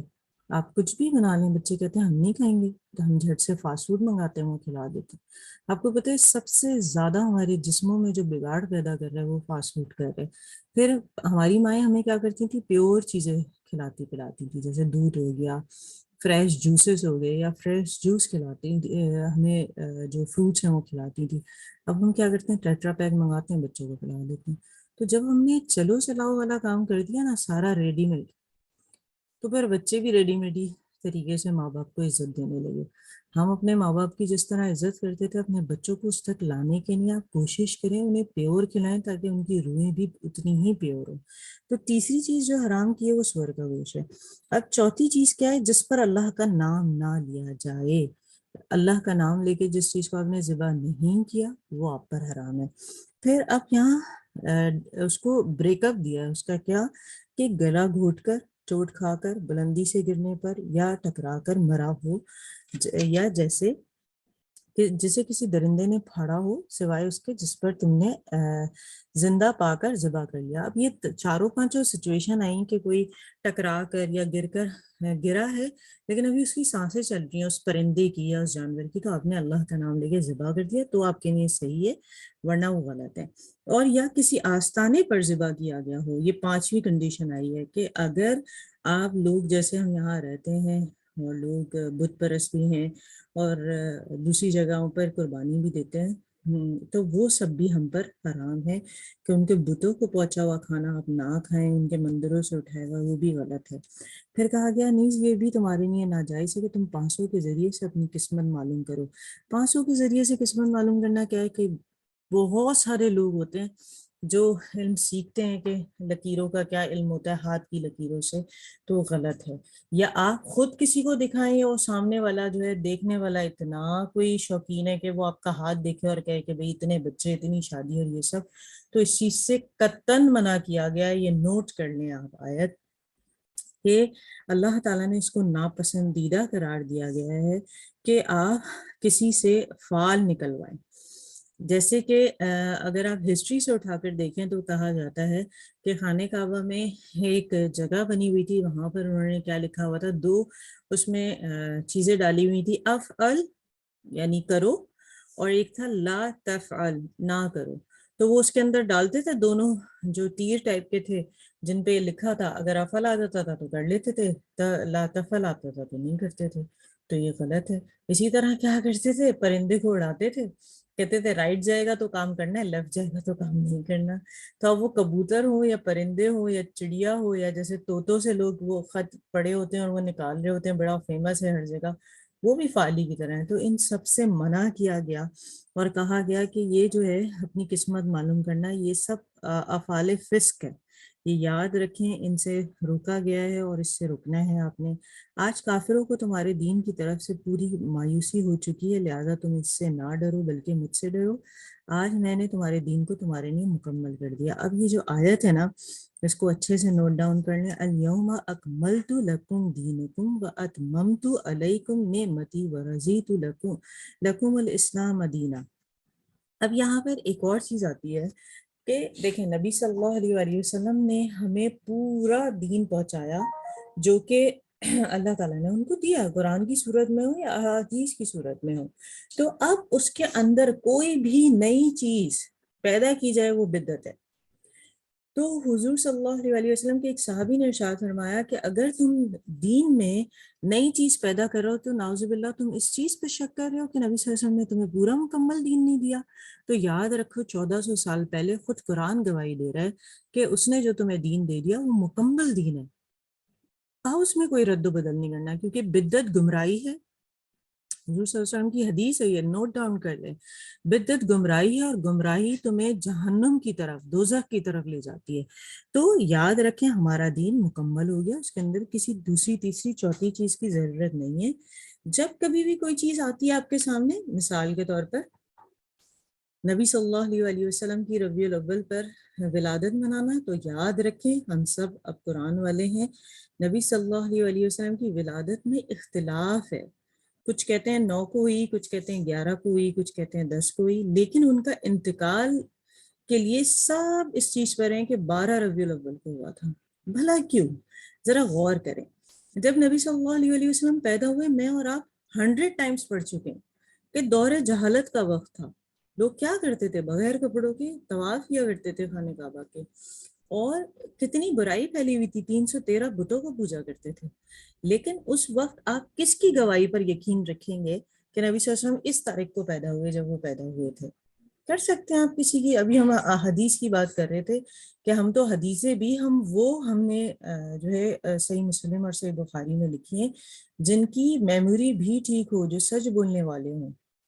تو ان سب چیزوں سے آپ اندازہ لگائیں کہ آپ کیسے اس چیز پر یقین کر سکتے ہیں کہ نبی صلی اللہ علیہ وسلم کی ولادت کب ہوئی, لیکن انتقال 12 ربیع الاول کو ہی ہوا. اب ایک چیز تو یہ پتہ چل گئی ہمیں ہسٹری سے کہ کیا ہے, کیونکہ جب نبی صلی اللہ علیہ وسلم کا انتقال ہوا اس وقت بہت سارے صحابہ کرام نیک اور صالح موجود تھے جنہوں نے اس بات کی گواہی دی کہ نبی صلی اللہ علیہ وسلم کا انتقال کب ہوا تھا. جی, اس کے علاوہ آپ ایک اور چیز دیکھیں کہ یہیں سے جڑی ہوئی کہ نبی صلی اللہ علیہ وسلم کا اب آپ کو انتقال کا پتہ چل گیا. اب آپ یہ دیکھیں جو ہم بریانیاں بنا رہے ہیں 12 ربیع الاول کو، یا اب نعوذ باللہ کیک تک بات پہنچ گئی ہے، تو آپ ذرا ہسٹری اٹھا کے دیکھیں کیا نبی صلی اللہ علیہ وسلم نے خود منائی تھی برتھ ڈے؟ مطلب اپنی برتھ سے لے کر 63 ایئرس تک وہ جیے، تو 63 ایئرس میں کبھی ایک دفعہ منائی؟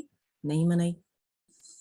پھر آپ دیکھیں، میں آپ سے ملی، آپ مجھ سے ملے، جو لوگ مل چکے ہیں ان کی رغبت الگ ہوتی ہے. جب آپ کسی کو دیکھ لیتے ہیں، ملتے ہیں، بیٹھتے ہیں، پہچانتے ہیں، تو آپ زیادہ قربت رکھتے ہیں اس شخص کے ساتھ. تو صحابہ کرام سے زیادہ بہتر تو ان سے کوئی محبت نہیں کرتا تھا، میں اور آپ بھی نہیں.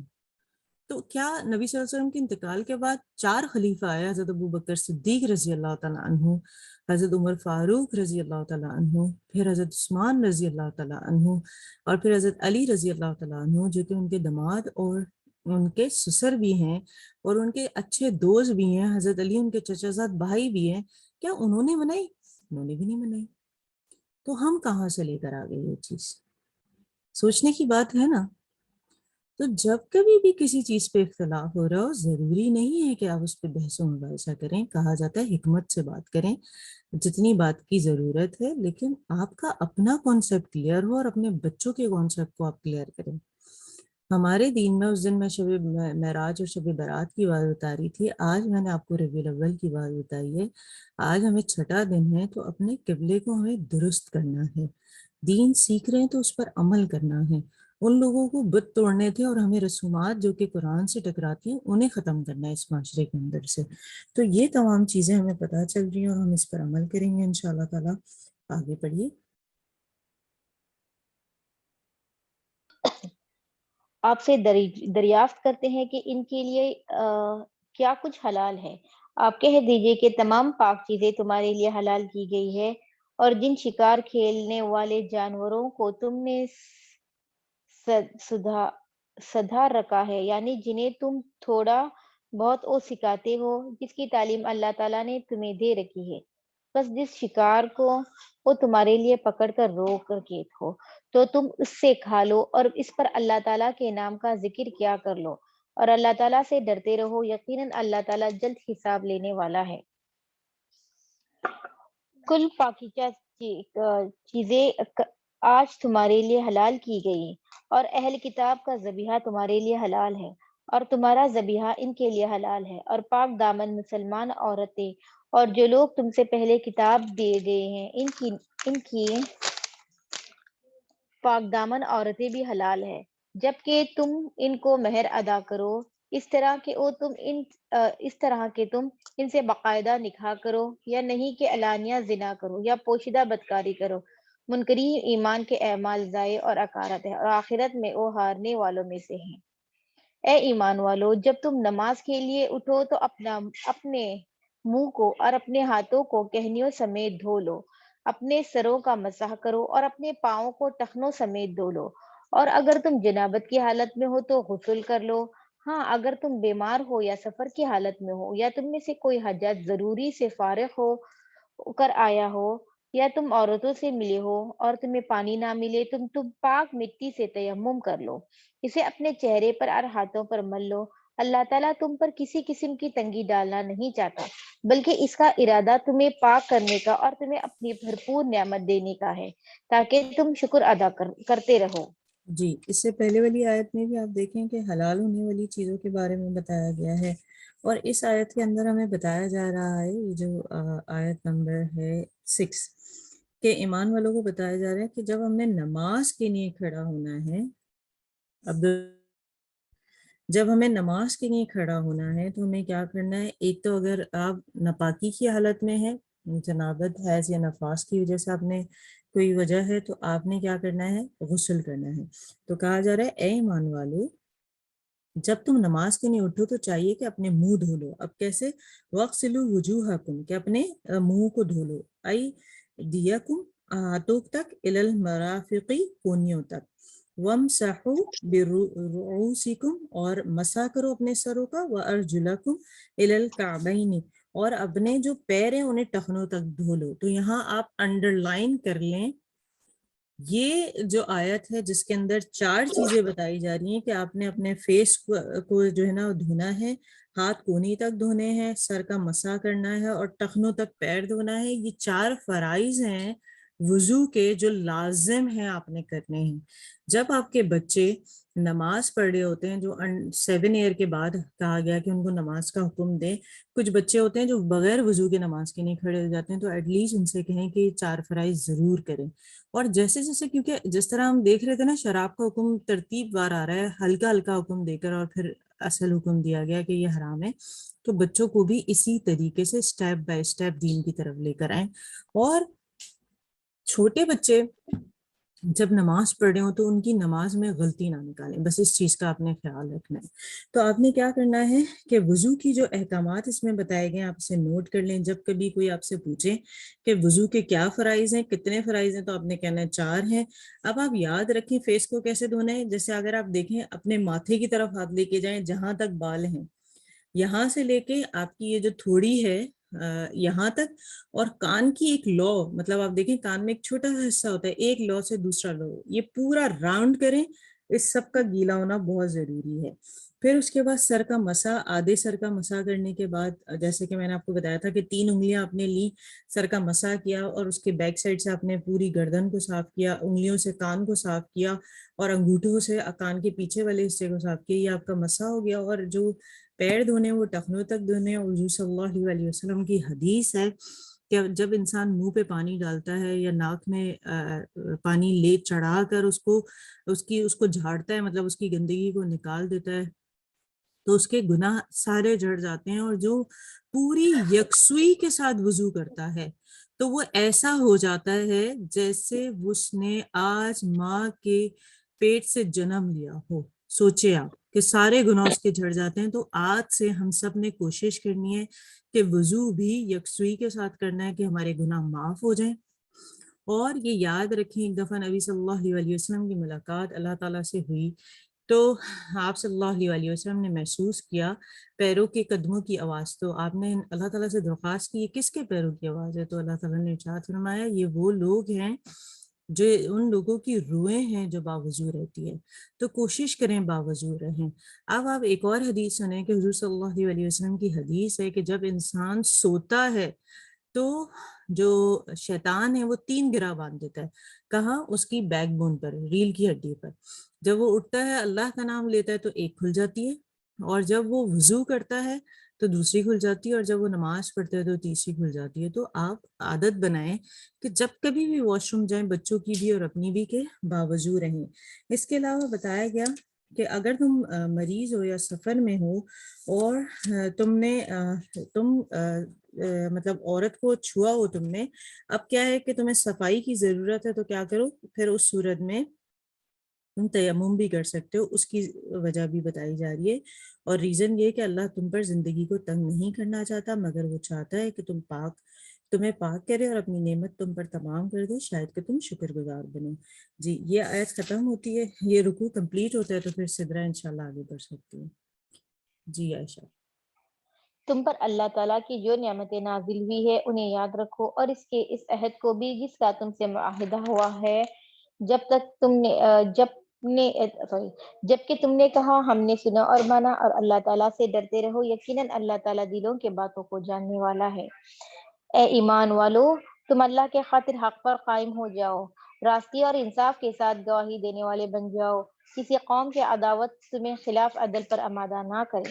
عدل کیا کرو جو پرہیزگاری سے زیادہ قریب ہے، اور اللہ تعالیٰ سے ڈرتے رہو، یقین مانو کہ اللہ تعالیٰ تمہارے اعمال سے باخبر ہے۔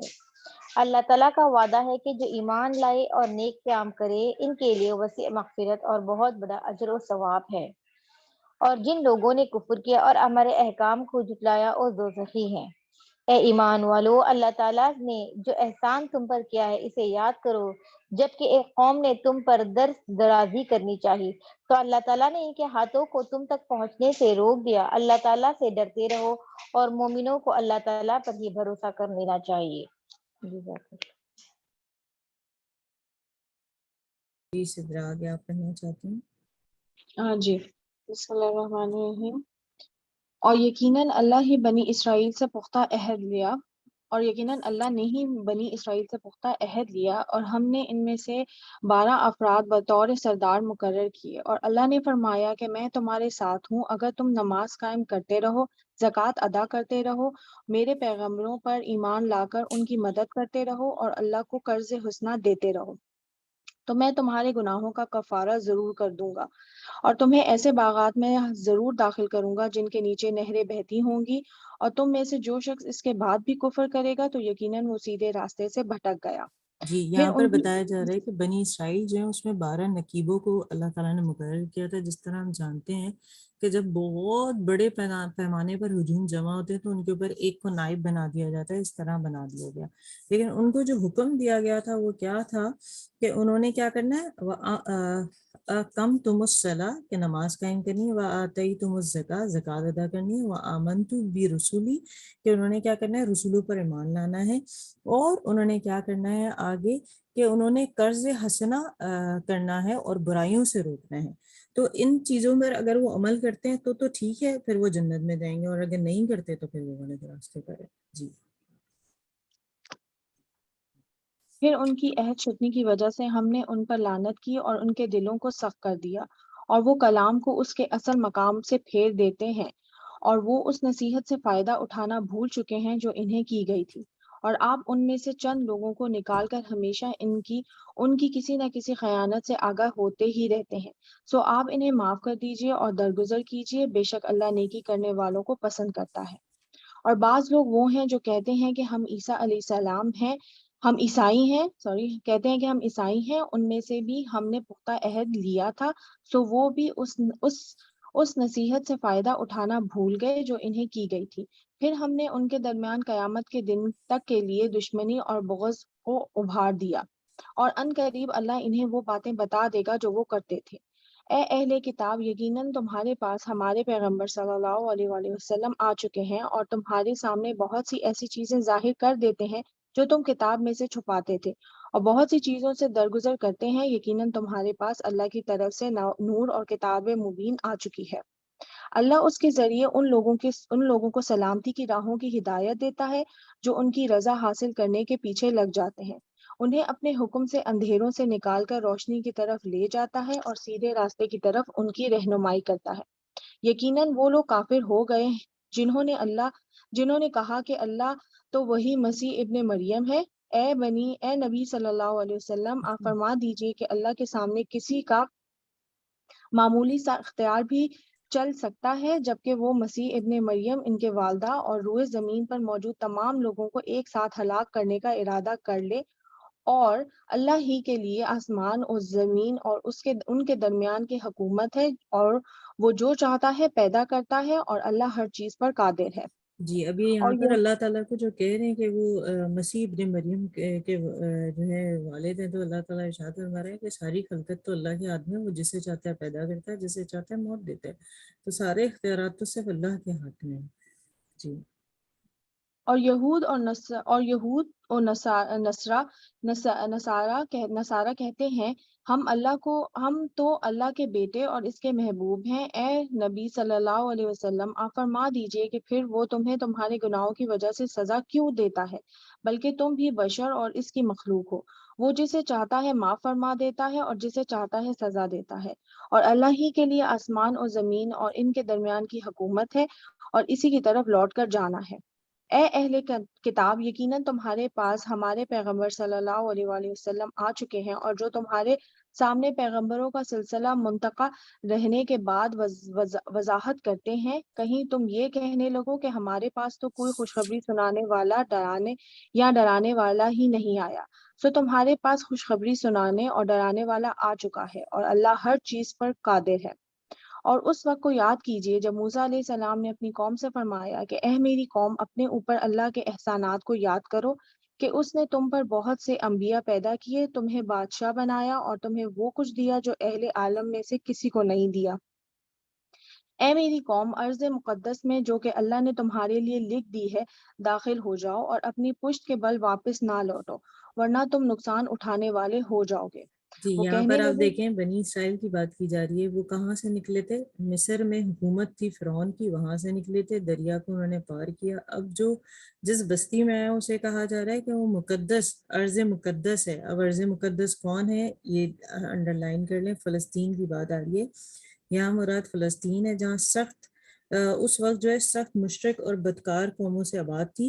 اور بنی اسرائیل جب مصر سے نکلے تو اس سرزمین کو اللہ تعالیٰ نے ان کے لیے خاص مخصوص کیا تھا اور حکم دیا تھا کہ چلو جاؤ اب اس کو فتح کر لو، اس کی بات کی جا رہی ہے۔ جی وہ کہنے لگے اے موسیٰ، وہاں ایک طاقتور قوم رہتی ہے اور ہم تو اس میں ہرگز داخل نہ ہوں گے یہاں تک کہ وہ خود ہی وہاں سے نکل جائیں۔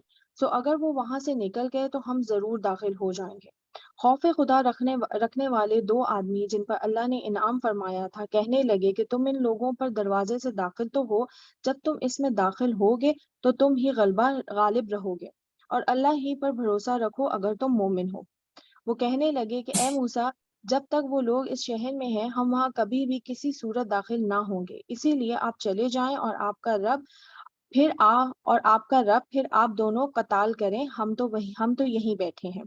موسیٰ علیہ السلام کہنے لگے کہ اے پروردگار، میں تو صرف اپنی ذات اور اپنے بھائی پر اختیار رکھتا ہوں، سو تو ہمارے اور فاسق لوگوں کے درمیان جدائی پیدا کر دے۔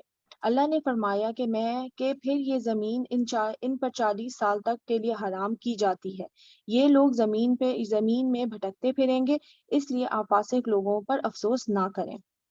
اے نبی صلی اللہ علیہ وسلم، آپ ان کے سامنے آدم علیہ السلام کے دو بیٹوں کا ٹھیک ٹھیک واقعہ تلاوت کیجیے، جبکہ ان دونوں نے قربانی پیش کی، سو ان میں سے ایک کی قربانی قبول ہو گئی اور دوسرے کی قبول نہ ہوئی۔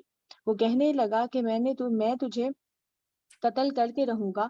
اس نے کہا کہ اللہ تو صرف متقی لوگوں سے قبول کرتا ہے۔ اگر تم مجھے قتل کرنے کے لیے میری طرف اپنا ہاتھ بڑھاؤ گے تو میں تمہیں قتل کرنے کے لیے اپنا ہاتھ تمہاری طرف نہیں بڑھاؤں گا۔ یہاں پھر پر تو ہمیں کیا میں پتہ تم چل رہا ہے اس ڈسکشن سے کہ دو حضرت آدم علیہ السلام کی تمام ہی اولاد ہیں، ان میں ایک کی قربانی قبول ہوگی، اس نے اخلاص نیت سے کی، دوسرے کی نہیں ہوئی۔ اب اس نے کہا کہ میں تو تمہیں قتل کر دوں گا جس کی قبول ہوئی۔ تو اس نے کیا کہا؟ نیکی ایک یہ بھی ہے کہ آپ برائی کے ساتھ برائی نہ کریں۔ اس نے کہا میں ہاتھ نہیں بڑھاؤں گا تمہاری طرف، اور جو تم کر رہے ہو یہ بھی غلط کر رہے ہو۔ اور وہ کیا کرے گا جب وہ یہ عمل کر گزرے گا، ابھی اسی آیت میں آئے گا، تو وہ سوچے گا میں اسے لوگوں سے کیسے چھپاؤں، تو پھر کوا اسے سمجھائے گا۔ ایک کوا جو ہے آئے گا اور وہ ڈگ کرے گا زمین کو اپنی چوٹ سے وہ کر کے، اور پھر اپنی جو مردہ کوا ہے اس کو اس کے اندر ڈال دے گا، تو کہے گا مجھ سے بہتر تو یہ ہے جس نے مجھے یہ سکھایا، اور وہ بھی ایسے ہی کرے گا، اور پھر وہ نادم ہو جائے گا۔ کیونکہ غلطی کرنے کے بعد انسانی فطرت ہے کہ وہ نادم ہوتی ہے، کیونکہ فطری طور پر اللہ تعالیٰ نے انسان کے اندر خیر اور شر دونوں چیزیں رکھی ہوئی ہیں۔ جی میں تو اللہ رب العالمین سے ڈرتا ہوں۔ میں چاہتا ہوں کہ تم میرا اور اپنا دونوں کا گناہ لے کر لوٹو اور اہل جہنم میں سے ہو جاؤ، یہی ظالموں کی سزا ہے۔ پھر اسے اس کے نفس نے اپنے بھائی کو قتل کرنے کے لیے آمادہ کر لیا، سو اس نے اسے قتل کر دیا اور وہ نقصان اٹھانے والوں میں سے ہو گیا۔ پھر اللہ نے ایک کوا بھیجا جو زمین کو رید رہا تھا تاکہ اسے دکھا دے کہ وہ اپنے بھائی کی لاش کو کس طرح چھپائے۔ وہ کہنے لگا ہائے افسوس، کیا میں اس بات سے بھی عاجز ہو گیا کہ اس کوے جیسا ہی ہوتا اور اپنے بھائی کی لاش کو چھپا سکتا۔ چنانچہ وہ نادم ہونے والوں میں سے ہو گیا۔ اسی وجہ سے ہم نے بنی اسرائیل پر یہ بات لکھ دی کہ جو شخص کسی انسان کو بلا غوض کسی جان کے یاز میں یا زمین میں فساد کے بغیر قتل کر دے تو گویا اس نے سارے انسانوں کو قتل کر دیا، اور جس نے کسی ایک انسان کو زندگی دی گویا اس نے تمام انسانوں کو زندگی دی۔ جی اور یہ آیت آپ یقیناً نوٹ کر لیں کہ قتل کرنے کا نقصان یہ ہے کہ آپ نے پوری ہی خلقت کو قتل کر دیا، لیکن اگر آپ نے کسی ایک انسان کو سیو کیا تو پوری خلقت کو آپ نے بچا لیا۔ یہاں ایکچولی یہودیوں کو بھی اللہ تعالیٰ یہ بات سکھا رہے ہیں کہ وہ کیا چاہتے تھے، نبی صلی اللہ علیہ وسلم کو قتل کر دیں۔ جیسے کہ ہم جانتے ہیں کہ جب نبی صلی اللہ علیہ وآلہ وسلم ہجرت کا ارادہ کر رہے تھے تو اس وقت بھی تمام قریش مکہ جو ہے جمع ہوئے تھے، اور حضرت علی جو ہے نبی صلی اللہ علیہ وسلم کے بستر پہ لیٹ گئے تھے، کیونکہ آپ صلی اللہ علیہ وآلہ وسلم صادق اور امین تھے، آپ کے پاس لوگوں کی امانتیں موجود تھیں، اور انہوں نے کہا کون ہے جو میری جگہ لے اور یہ تمام امانتیں امانت داروں تک پہنچا دے، تو حضرت علی آئے تھے۔ اور اس وقت تو قریش مکہ میں تمام لوگوں نے کیا ڈیسائیڈ کیا تھا کہ اگر ہم میں سے، کیونکہ جس قبیلے سے نبی صلی اللہ علیہ وسلم تھے وہ بھی ایک روب اور دبدبہ رکھتا تھا، انہوں نے کہا اگر ایک شخص قتل کرے گا تو سارا الزام اس پر آئے گا، ہم ایسا کرتے ہیں جتنے بھی قبیلے سب کا ایک ایک فرد لے کے چلتے ہیں۔ اور جب آپ وہاں پہنچے تو نبی صلی اللہ علیہ وسلم آلریڈی حضرت ابو بکر صدیق رضی اللہ تعالیٰ عنہ کے ساتھ نکل چکے تھے، اور وہ غار میں پناہ گیر تھے، جہاں پر ہمیں یاد ہے کہ کیا ہوا تھا کہ جو کبوتر ہیں انہوں نے اپنا گھونسلہ بنا دیا تھا، مکڑی نے جالا بنا دیا تھا، اور جتنے بھی باقی کے سوراخ تھے وہ حضرت ابو بکر صدیق رضی اللہ تعالیٰ عنہ نے اپنی جو قمیص تھی کرتہ مبارک کو جو ہے چاک کر کے وہ سوراخ بند کیے تھے، جن میں سے ایک سوراخ خالی رہ گیا، اس پر انہوں نے ہاتھ رکھا اور وہاں سانپ تھا، اس نے انہیں ڈنگ مارا، اور نبی صلی اللہ علیہ وسلم کیونکہ تھک چکے تھے اور آپ کے زانوں پہ آرام فرما رہے تھے، سو رہے تھے، تو آپ کو اس تکلیف سے آپ کی جو آنسو بہے اور نبی صلی اللہ علیہ وسلم پہ گرے، تو نبی صلی اللہ علیہ وسلم اٹھ کے بیٹھ گئے اور انہوں نے بتایا کہ ایسا ہوا ہے، تو آپ نے اپنا جو دہن مبارک جو تھوک ہوتا ہے وہ لگایا، اس میں اللہ نے اتنی شفا رکھی تھی کہ وہ ختم ہو گیا زہر، اور پھر آپ نے ہجرت کی مدینے۔ لیکن اگر آپ دیکھیں تو وہاں پر بھی یہودی تیار بیٹھے تھے کہ آپ صلی اللہ علیہ وسلم کو نعوذ باللہ قتل کر دیں، تو دیکھیں تو ہم سب بھی تو اولاد آدم میں سے ہیں، تو بتایا جا رہا ہے کہ یہ طریقہ تو بالکل غلط ہے، اگر تم کسی ایک کو قتل کرتے ہو تو پوری انسانیت کا قتل ہے۔ جی اور یقیناً ان کے پاس ہمارے پیغمبر واضح دلائل کے ساتھ آ چکے، پھر اس کے بعد بھی ان میں سے بہت سے لوگ زمین میں حد سے تجاوز کرتے ہیں۔ جو لوگ اللہ اور اس کے رسول صلی اللہ علیہ وآلہ وسلم سے جنگ کرتے ہیں اور زمین میں فساد پھیلانے کی کوشش کرتے ہیں، ان کی سزا یہی ہے کہ انہیں قتل کیا جائے یا سولی پر چڑھایا جائے، یا ان کے ہاتھ اور پاؤں مخالف سمت سے کاٹ دیے جائیں، یا انہیں اس جگہ سے دور کر دیا جائے۔ یہ ان کے لیے دنیا میں رسوائی ہے اور آخرت میں بھی ان کے لیے بڑا عذاب ہے، سوائے ان لوگوں کے جو تمہارے ان پر قابو پانے سے پہلے توبہ کر لیں، تو جان رکھو کہ بے شک اللہ بڑا بخشنے والا نہایت مہربان ہے۔ اے اہل ایمان، اللہ سے ڈرو اور اس تک پہنچنے کے لیے وسیلہ تلاش کرو، اور اس کی راہ میں جہاد کرو تاکہ تم کامیاب ہو جاؤ۔ بے شک وہ لوگ جنہوں نے کفر کیا، اگر ان کے پاس وہ سب کچھ ہو جو زمین میں موجود ہے اور اس کے ساتھ اتنا ہی اور بھی ہو تاکہ وہ قیامت کے دن کے عذاب سے بچنے کے لیے اسے فدیے میں دے دیں، تو اس سے ان کی طرف سے قبول نہیں کیا جائے گا اور ان کے لیے دردناک عذاب ہوگا۔ جی وہ اب یہاں چاہیں پر گے کہ دیکھیں ایک نصیحت ہے آپ کی اور میری لیے کہ جن عورتوں کے پاس بڑا مال و اسباب ہوتا ہے، زیورات ہیں، گاڑیاں ہیں، گھر کئی سارے رینٹ پہ دیے ہوئے ہیں، تو وہ سمجھتے ہیں بس یہ بہت کچھ ہے، دنیا میں کامیاب ہو گئے۔ ٹھیک ہے، اللہ کی نعمتیں ہیں اور اللہ تعالیٰ اپنے بندوں کو نعمت دیتا ہے، اس پہ آپ شکر گزاری کریں، ضرورت مندوں تک ان کی چیزیں پہنچائیں، لیکن کیا ہے کہ یہ یاد رکھیں یہ سب آپ کو فائدہ نہیں دے گا۔ آپ اگر فدیے میں اللہ تعالیٰ کو دینا چاہیں کہ وہ آپ کو چھوڑ دے تو وہ ایسا نہیں ہوگا۔ جی وہ چاہیں گے کہ جہنم سے نکل جائیں، لیکن وہ ان سے نکل نہ سکیں گے اور ان کے لیے دائمی عذاب ہوگا۔ اور چوری کرنے والے مرد اور عورت کے ہاتھ کاٹ ڈالو، یہ اس گناہ کی سزا ہے جو انہوں نے کیا، اور اللہ کی طرف سے تنبیہ ہے، اور اللہ غالب حکمت والا ہے۔ پھر جو شخص اپنے ظلم کے بعد توبہ کر لے اور اپنی اصلاح کر لے، تو بے شک اللہ اس کی توبہ قبول فرمائے گا، بے شک اللہ بڑا بخشنے والا نہایت مہربان ہے۔ جی کیا آپ یہاں پر جانتے آپ ہیں؟ دیکھیں چور کی سزا بتائی گئی کہ اس کا ہاتھ کاٹ دیا جائے اور دونوں نے ایک کاٹا جائے تاکہ معاشرے میں پتہ ہو کہ یہ چور ہے اور اس سے لوگ بچیں، اور وہ باقی جو لوگ ہیں ان کے لیے نصیحت بن جائے اور وہ چوری نہ کریں، یہ ریزن ہے اس کا۔ اس کی ایک آیت گزری ہے پیچھے 35، وہ آپ نوٹ کر لیں، جس میں آیا تھا یا ایھا الذین آمنوا اتقوا اللہ وابتغوا الی الوسیلۃ وجاہدوا فی سبیل اللہ لعلکم تفلحون۔ یہ آیت بھی نوٹ کر لیں، اور یہاں چور کے حوالے سے آ رہی ہے، اس کو انڈر لائن کر لیں کہ چوری چاہے مرد کرے یا عورت کرے، دونوں کے بارے میں کہا گیا اس کا ہاتھ کاٹ دیا جائے۔ جی کیا آپ جانتے نہیں کہ اللہ ہی کے لیے آسمانوں اور زمین کی حکومت ہے، اور وہ جسے چاہتا ہے عذاب دیتا ہے اور جسے چاہتا ہے معاف فرما دیتا ہے، اور اللہ ہر چیز پر قادر ہے۔ اے پیغمبر صلی اللہ علیہ وآلہ وسلم، کفر میں جلدی کرنے والے لوگ آپ کو غمگین نہ کر دیں، یعنی وہ لوگ جو اپنے منہ سے کہتے ہیں کہ ہم ایمان لے آئے، حالانکہ ان کے دل ایمان نہیں لائے، اور وہ لوگ بھی جو یہودی ہیں، جھوٹ بولنے کے لیے جاسوسی کرتے ہیں۔ وہ ایک ایسی جماعت کے لیے جاسوسی کرتے ہیں جو آپ کے پاس نہیں آئی، وہ کلام کو اس کے اصل مقام سے پھیر دیتے ہیں، کہتے ہیں کہ اگر تمہیں یہ حکم ملے تو اسے قبول کر لینا، اور اگر یہ حکم نہ ملے تو اپنے آپ کو بچا لینا۔ اور جی اللہ جس شخص کو یہ گمراہ ان یہودیوں کی بات بتائی جا رہی ہے، ان راہبوں کی، ان منافقین کی، کہ کہتے تھے کہ جو بات ہم کہہ رہے ہیں اگر سیم یہی بات نبی صلی اللہ علیہ وسلم کہیں تو مان لینا، اگر اس سے ہٹ کے کہیں تو آپ نے نہیں ماننی، تو اس کے بارے میں یہ بات کہی جاتی ہے۔ اور اللہ جس شخص کو گمراہ کرنے کا ارادہ فرما لے تو آپ اس کے لیے اللہ کے یہاں کچھ بھی اختیار ہرگز نہیں رکھتے۔ یہ وہی لوگ ہیں جن کے دلوں کو پاک کرنے کا اللہ نے ارادہ ہی نہیں کیا ہے، ان لوگوں کے لیے دنیا میں رسوائی اور آخرت میں بڑا عذاب ہے۔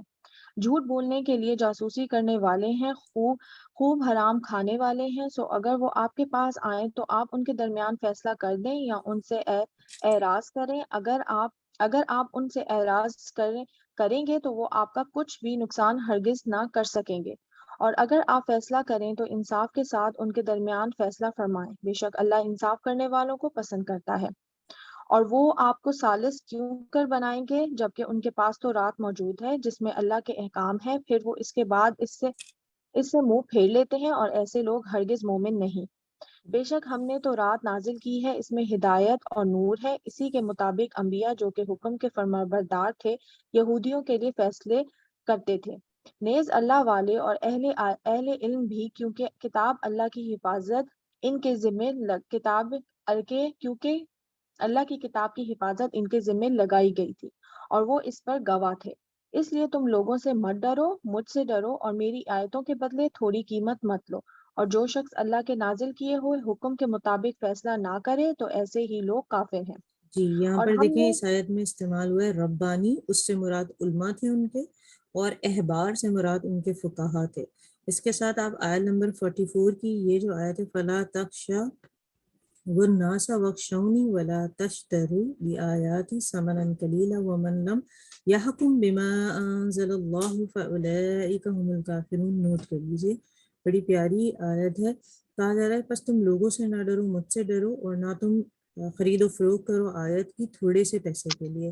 لوگ اس طرح کرتے ہیں کہ لوگ پیسے دے کے فتوے لے لیتے ہیں باقاعدہ، یا آیتوں کو بدل دیتے ہیں، تو یہ سب غلط ہے اور اس سے روکا گیا ہے۔ جی نہیں، ربانی والی آیت کون سی ہے؟ یہ آیت نمبر جو ابھی 44 ہے۔ رب، اوکے اوکے۔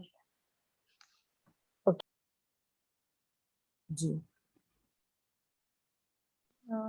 ایک سیکنڈ، اوکے۔ اور آیت ہم نمبر نے 44۔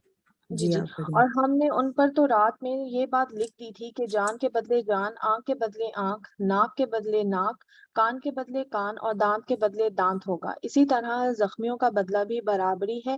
پھر جو شخص اسے معاف کر دے تو یہ اس کے حق میں کفارہ ہوگا، اور جو شخص اللہ کے نازل کیے ہوئے حکم کے مطابق فیصلہ نہ کرے تو ایسے ہی لوگ ظالم ہیں۔ جی یہ اور آیت ہم آپ نے نوٹ کر لیں، قرآن آپ کو باوقار زندگی جینے کا طریقہ بتا رہا ہے کہ ناک کے بدلے ناک، کان کے بدلے کان، قصاص اگر آپ کا کوئی قتل ہو گیا ہے تو اس کا قصاص ادا کیا جائے گا، اور فار ایگزامپل کوئی سامنے والا کوئی بات کہتا ہے تو آپ کا اختیار ہے آپ برابر کی بات کرتے ہیں، لیکن ایک حدیث کا مفہوم ہے جس میں آیا کہ ایک سینگ والی بکری ہے دوسری نہیں ہے، ایک نے ٹکر ماری دوسری نے اسی شدت سے مار دی تو ٹھیک ہے، لیکن اگر اس کی ذرا سی بھی شدت بڑھ گئی تو وہ ظالم میں سے ہے۔ تو کہا جا رہا ہے کہ ٹھیک ہے تمہارا اختیار ہے برابر کا جواب دینے، برابر کی کارروائی کرنا ہے کہ آپ ریٹیلیٹ کریں، بٹ اگر آپ معاف کر دیں تو یہ اللہ تعالیٰ کو سب سے زیادہ پسند ہے، کیونکہ اللہ تعالیٰ کیا ظالموں کو پسند نہیں کرتا۔ جی میں لکھ رہی تھی، سوری، جی جی لکھ لیجیے۔ کون سی؟ اوکے 45 تھی یا۔ جی اور ہم نے ان کے نقش قدم پر عیسیٰ علیہ السلام ابن مریم کو بھیجا جو کہ آپ سے اپنے سے پہلے تو رات کی تصدیق کرنے والے تھے، نیز ہم نے انہیں انجیل دی جس میں ہدایت اور نور تھا، اور وہ اپنے سے پہلے تو رات کی تصدیق کرنے والی تھی۔ اوکے، نیز یہ تو رہتی ہے، میں تو رات پڑھی، اوکے سوری، اور وہ اپنے سے پہلے تو رات کی تصدیق کرنے والی تھی، نیز باعث ہدایت اور متقیوں کے لیے نصیحت تھی۔ اور انجیل والوں کو چاہیے کہ اللہ نے انجیل میں جو وحی نازل فرمائی ہے اس کے مطابق فیصلہ کرے، اور جو شخص اللہ کے نازل کیے ہوئے حکم کے مطابق فیصلہ نہ کرے تو ایسے ہی لوگ فاسق ہیں۔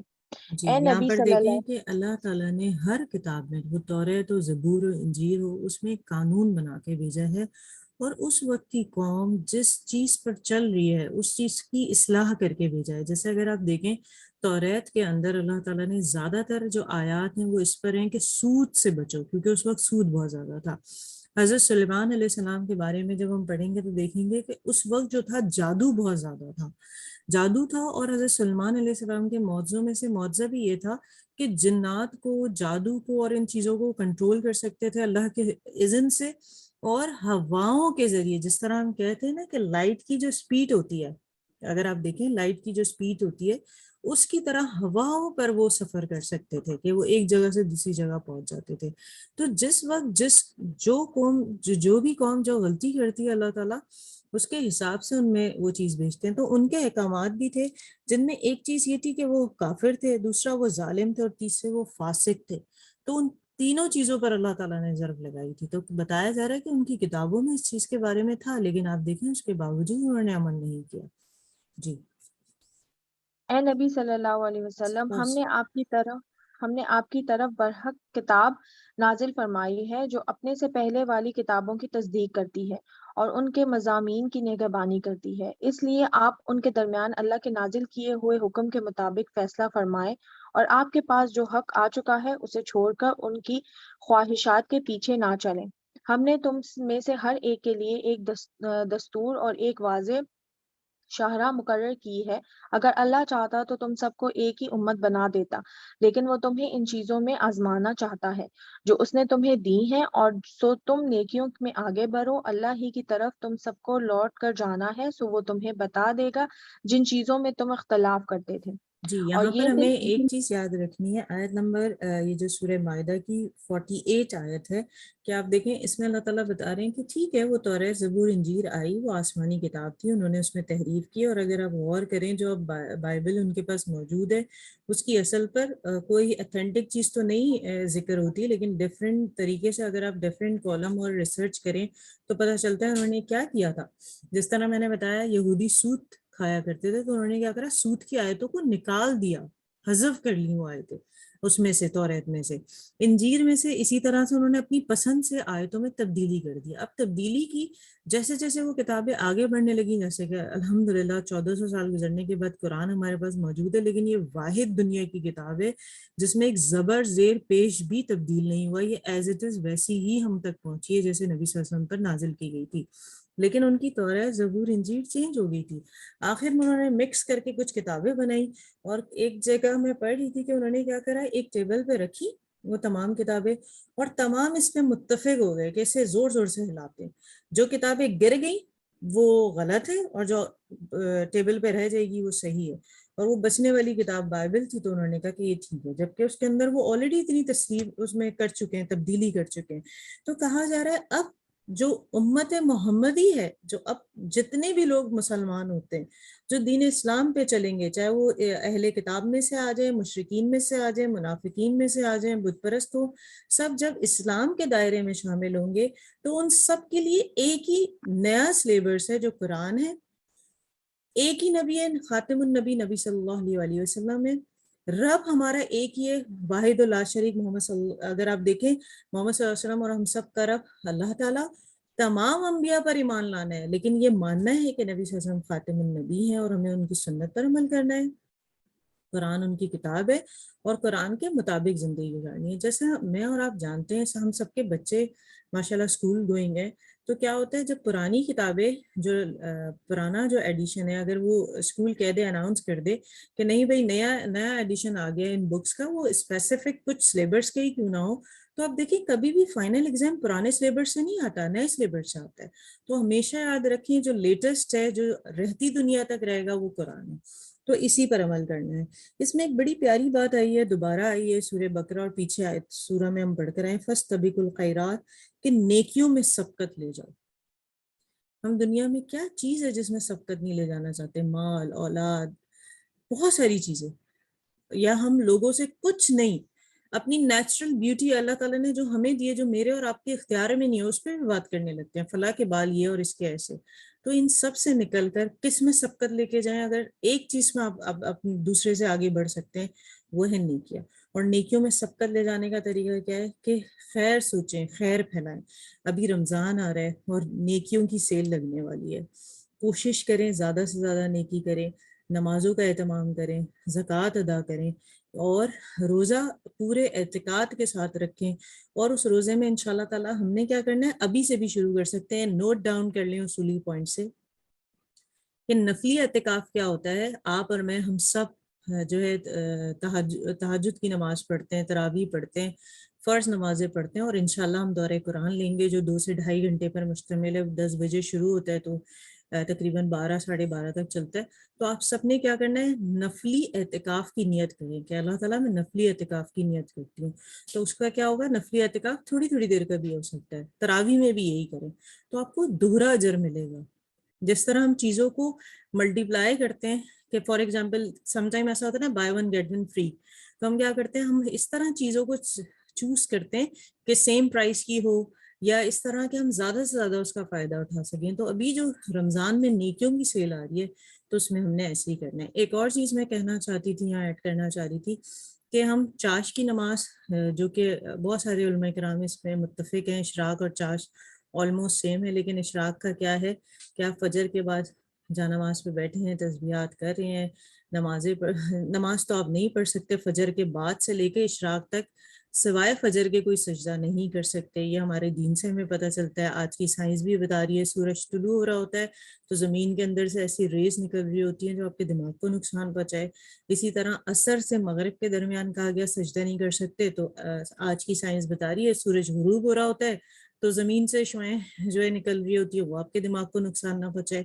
تو آپ سوچیں کتنا پیارا دین ہے ہمارا دین اسلام، جس پر ہم عمل کر رہے ہیں. تو ہمیں پہلے تو اللہ کا شکر ادا کرنا چاہیے کہ اس نے ہمیں مسلمان بنایا، اس دین کی سمجھ دی.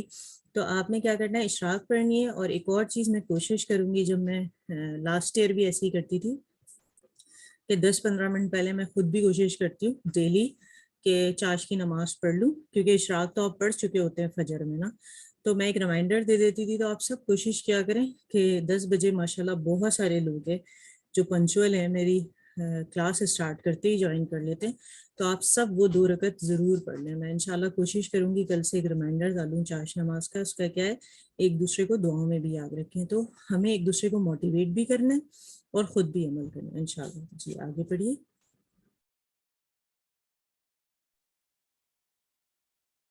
اور یہ کہ آپ ان کے درمیان اللہ کے نازل کیے ہوئے حکم کے مطابق فیصلہ کریں، ان کی خواہشات کی پیروی نہ کریں، اور اس بات سے بچتے رہیں کہ کہیں وہ آپ کو بعض ان چیزوں سے بہکا نہ دیں جو اللہ نے آپ پر نازل کی ہیں. پھر اگر وہ منہ پھیر لیں تو آپ جان لیجئے کہ اللہ چاہتا ہے کہ انہیں ان کے کچھ گناہوں کی سزا پہنچا دے، اور بے شک بہت سے لوگ نافرمان ہیں. تو کیا یہ لوگ زمانے جہالت کے فیصلے چاہتے ہیں؟ اور اللہ سے بڑھ کر عمدہ فیصلہ کس کا ہوگا ان لوگوں کے لیے جو یقین رکھتے ہیں. اے اہل ایمان، یہود و نصرہ کو اپنا دوست نہ بناؤ، ان میں سے بعض بعض کے دوست ہیں، اور تم میں سے جو کوئی ان کے ساتھ دوستی کرے گا تو وہ انہی میں سے ہوگا. بے شک اللہ ظالم لوگوں کو ہدایت نہیں دیتا.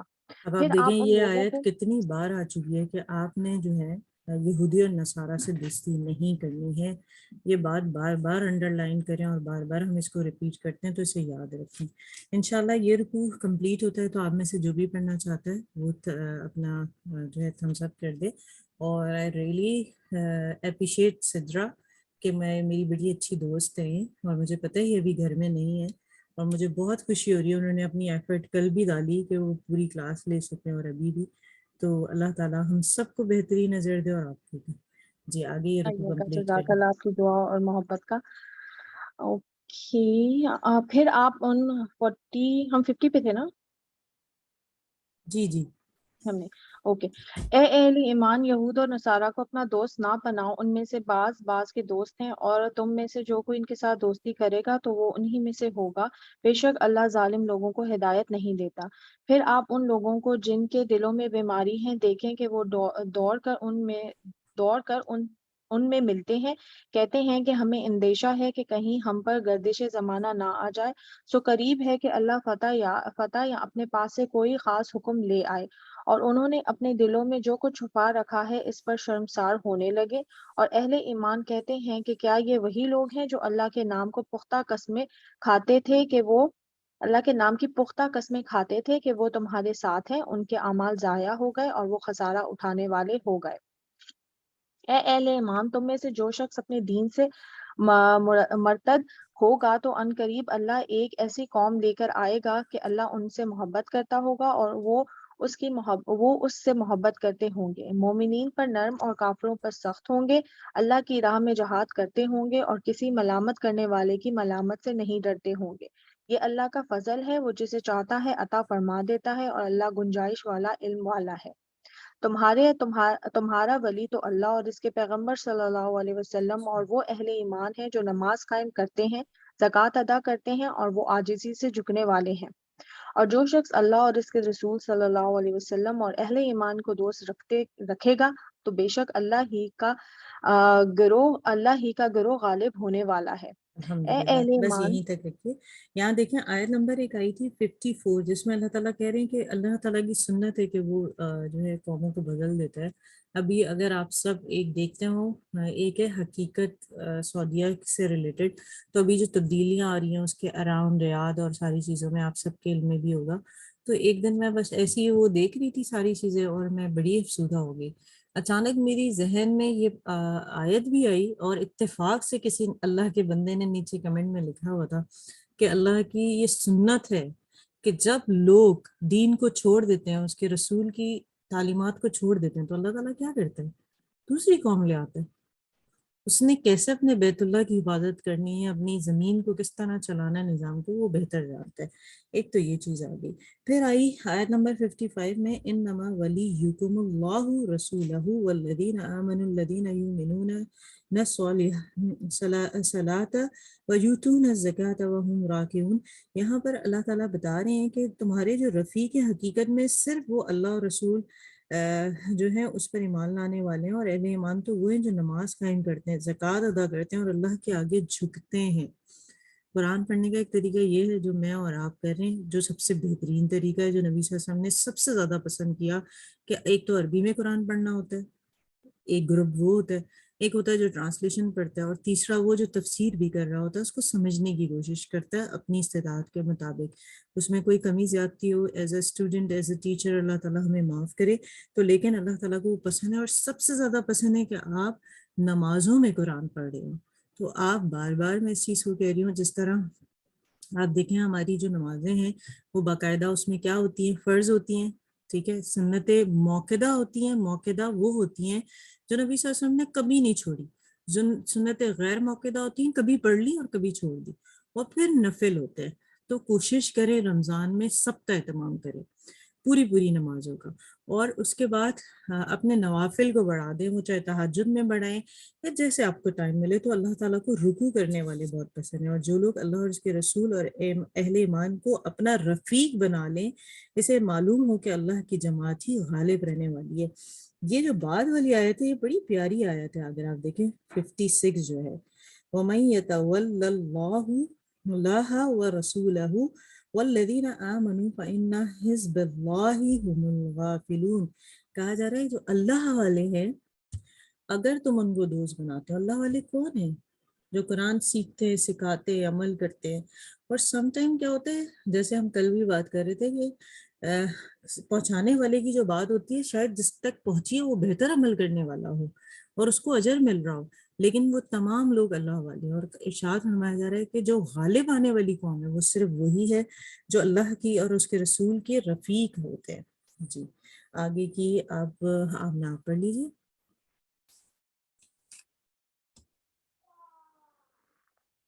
اعوذ باللہ من الشیطان الرجیم، بسم اللہ الرحمن الرحیم۔ اے لوگوں جو ایمان لائے ہو، نہ تم بناؤ ان کو جنہوں نے بنا لیا تمہارے دین کو مذاق اور کھیل، ان میں سے جو دیے گئے کتاب تم سے پہلے، اور کافروں کو دوست، اور ڈرو اللہ سے اگر تم ایمان لانے والے۔ اور جب پکارتے ہو تم طرف نماز کے، وہ بنا لیتے ہیں اسے مذاق اور کھیل، یہ بوجہ اس کے کہ وہ ایسے لوگ ہیں جو عقل نہیں رکھتے۔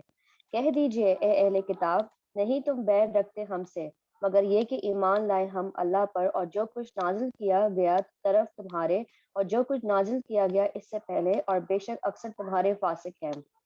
کہہ دیجئے کیا میں بتاؤں تمہیں بدتر اس سے بدلے کے اعتبار سے اللہ کے نزدیک؟ وہ جو لعنت کے ہوں اس پر اللہ نے، اور وہ غضب ناک ہوا اس پر، اس نے بنائے ان میں سے بندر اور خنزیر اور جس نے زندگی کی طاغوت کی، یہی لوگ بدترین ہیں درجے میں اور زیادہ بھٹکے ہوئے سیدھے راستے سے۔ اور جب وہ آتے ہیں تمہارے پاس، وہ کہتے ہیں ایمان لائے ہم، حالانکہ تحقیق وہ داخل ہوئے تھے ساتھ کفر کے، اور وہ یقیناً وہ نکل گئے ساتھ اسی کے، اور اللہ زیادہ جانتا ہے اس کو جو تھے وہ چھپاتے۔ اور آپ دیکھیں گے کثیر تعداد کو ان میں سے وہ دوڑ دھوپ کرتے ہیں گناہ میں اور زیادتی میں اور اپنے کھانے میں حرام کو، البتہ کتنا برا ہے جو تھے وہ عمل کرتے۔ کیوں نہیں روکتے انہیں رب والے اور علماء ان کے قول سے گناہ کے اور ان کے کھانے سے حرام کو، البتہ کتنا برا ہے جو تھے وہ بناتے۔ اور کہا یہود نے ہاتھ اللہ کا بندھا ہوا ہے، باندھ دیے گئے ہاتھ ان کے اور وہ لعنت کیے گئے باوجہ اس کے جو انہوں نے کہا، بلکہ اس کے دونوں ہاتھ دونوں کھلے ہوئے ہیں، وہ خرچ کرتا ہے جس طرح وہ چاہتا ہے، اور البتہ ضرور زیادہ کر دے گا کثیر تعداد کو ان میں سے جو کچھ نازل کیا گیا طرف آپ کی رب کی طرف سے، سرکشی میں اور کفر میں، اور ڈال دی ہم نے درمیان ان کے عداوت اور بغض قیامت کے دن تک، جب کبھی انہوں نے بھڑکائی آگ جنگ کے لیے بجھا دیا اسے اللہ نے، اور وہ دوڑ دھوپ کرتے ہیں زمین میں فساد کی، اور اللہ نہیں وہ پسند کرتا فساد کرنے والوں کو۔ اور اگر بے شک اہل کتاب ایمان لاتے اور تقویٰ کرتے، البتہ دور کر دیتے ہم ان سے برائیاں ان کی، اور البتہ ہم داخل کرتے انہیں باغوں میں نعمتوں والے۔ اور اگر بے شک وہ قائم کرتے توریت کو اور انجیل کو اور جو نازل کیا گیا طرف ان کے رب کی طرف سے، البتہ وہ کھاتے اپنے اوپر سے اور نیچے سے اپنے پاؤں کے، ان میں سے ایک گروہ میانہ روح ہے، اور بہت سے ان میں سے بہت برا ہے جو وہ عمل کرتے ہیں۔ اے رسول پہنچا دیجئے جو نازل کیا گیا طرف آپ کی رب کی طرف سے، اور اگر نہ آپ نے کیا ایسا تو نہیں پہنچایا آپ نے پیغام اس کا، اور اللہ وہ بچائے گا آپ کو لوگوں سے، بے شک اللہ نہیں ہدایت دیتا اس قوم کو جو کافر ہے۔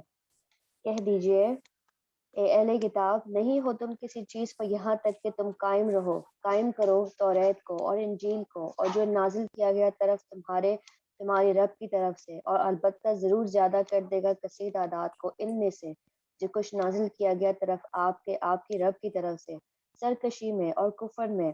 پس نہ آپ افسوس کیجئے اس قوم پر جو کافر ہے، بے شک وہ جو ایمان لائے اور جو یہودی بن گئے اور جو صابی ہیں اور جو نصرہ، جو کوئی ایمان لایا اللہ پر اور آخری دن پر اور اس نے عمل کیا نیک، نہ کوئی خوف ہوگا ان پر اور نہ وہ غمگین ہوں گے۔ البتہ تحقیق لیا ہم نے پختہ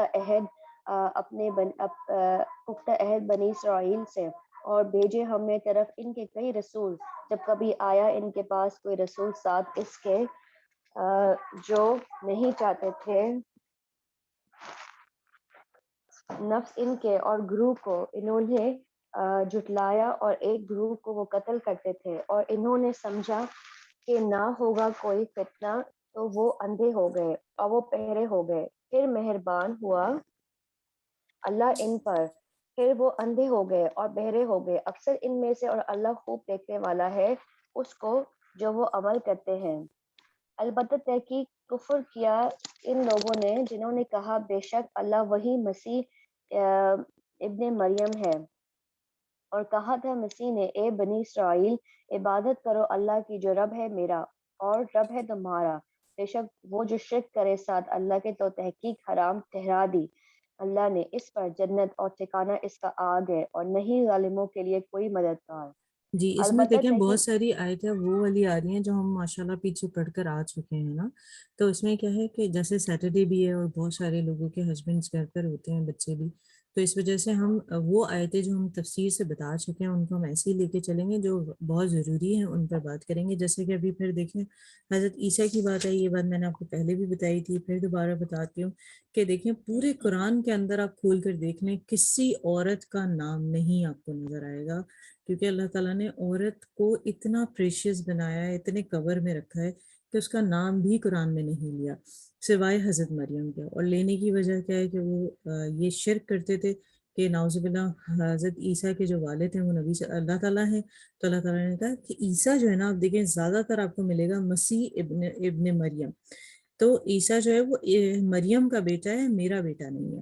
اور یہاں پر بنی اسرائیل کے بارے میں وہ کہہ رہے ہیں کہ ان کو کیا کہتے تھے، اے بنی اسرائیل اللہ کی بندگی کرو. خود حضرت عیسیٰ انہیں کہہ رہے ہیں اعبد اللہ ربی و ربکم، کہ وہ تو رب میرا بھی ہے اور تمہارا بھی ہے. جس نے اللہ کے ساتھ کسی کو شریک ٹھہرایا یا اس پر اللہ نے جنت حرام کر دی. تو آپ سوچیں کہ اگر آپ اللہ تعالیٰ کے ساتھ کسی بھی چیز کو شریک کرتے ہیں تو جنت آپ پر حرام ہوگی اور اس کا ٹھکانہ جہنم، اور ایسے ظالموں کا کوئی مددگار بھی نہیں ہے. یہ آیت آپ نوٹ کر لیجیے. جی کیا بھلا نہیں وہ توبہ کریں گے طرف اللہ کے اور وہ بخشش مانگیں گے اس سے، اور اللہ بہت بخشنے والا ہے، نہایت رحم کرنے والا ہے. نہیں مسیح ابن مریم مگر ایک رسول تحقیق کر چکے اس سے قبل کئی رسول، اور اس کی ماں بہت سچی تھی. تھے وہ دونوں کھایا کرتے کھانا. دیکھیے کس طرح ہم واضح کرتے ہیں ان کے لیے آیات، پھر دیکھیے کہاں سے وہ پھیرے جاتے ہیں. کہہ دیجئے کیا تم عبادت کرتے ہو سوائے اللہ کے اس کی جو نہیں ملکیت رکھتا تمہارے لیے کسی نقصان کا اور نہ کسی نفع کا، اور اللہ وہی ہے خوب سننے والا خوب جاننے والا. کہہ دیجئے اے اہل کتاب، نہ تم غلو کرو اپنے دین میں بغیر حق کے، اور نہ تم پیروی کرو خواہشات کی. ایک قوم کی تحقیق وہ گمراہ ہو گئے اس سے پہلے، اور انہوں نے گمراہ کیا کثیر تعداد کو، اور وہ بھٹک گئے سیدھے راستے سے. لعنت کیے گئے وہ جنہوں نے کفر کیا بنی اسرائیل میں سے زبان پر داؤد کی اور عیسیٰ ابن مریم کی، یہ باوجہ اس کے کہ جو انہوں نے نافرمانی کی اور تھے وہ حد سے بڑھ جاتے تھے. وہ نہ وہ روکتے ایک دوسرے کو کسی برائی سے، اور کرتے تھے جسے البتہ کتنا برا ہے جو تھے وہ کرتے. جی 79 آیت بھی نوٹ کر لیں کہ یہاں کہا جا رہا ہے کہ اگر آپ کسی کو برائی کرتے دیکھیں تو اسے روکنا ہے. جی آپ دیکھیں گے کثیر تعداد کو ان میں سے وہ دوستی کرتے ہیں ان سے جنہوں نے کفر کیا، البتہ کتنا برا ہے جو آگے بھیجا ان کے لیے ان کے نفسوں نے، یہ کہ ناراض ہوا اللہ ان پر اور عذاب میں وہ ہمیشہ رہنے والے ہیں. اور اگر ہوتے وہ ایمان لاتے اللہ پر اور نبی پر اور جو کچھ نازل کیا گیا طرف ان کے، نہ وہ بناتے انہیں دوست، اور لیکن بہت سے ان میں سے نافرمان ہیں.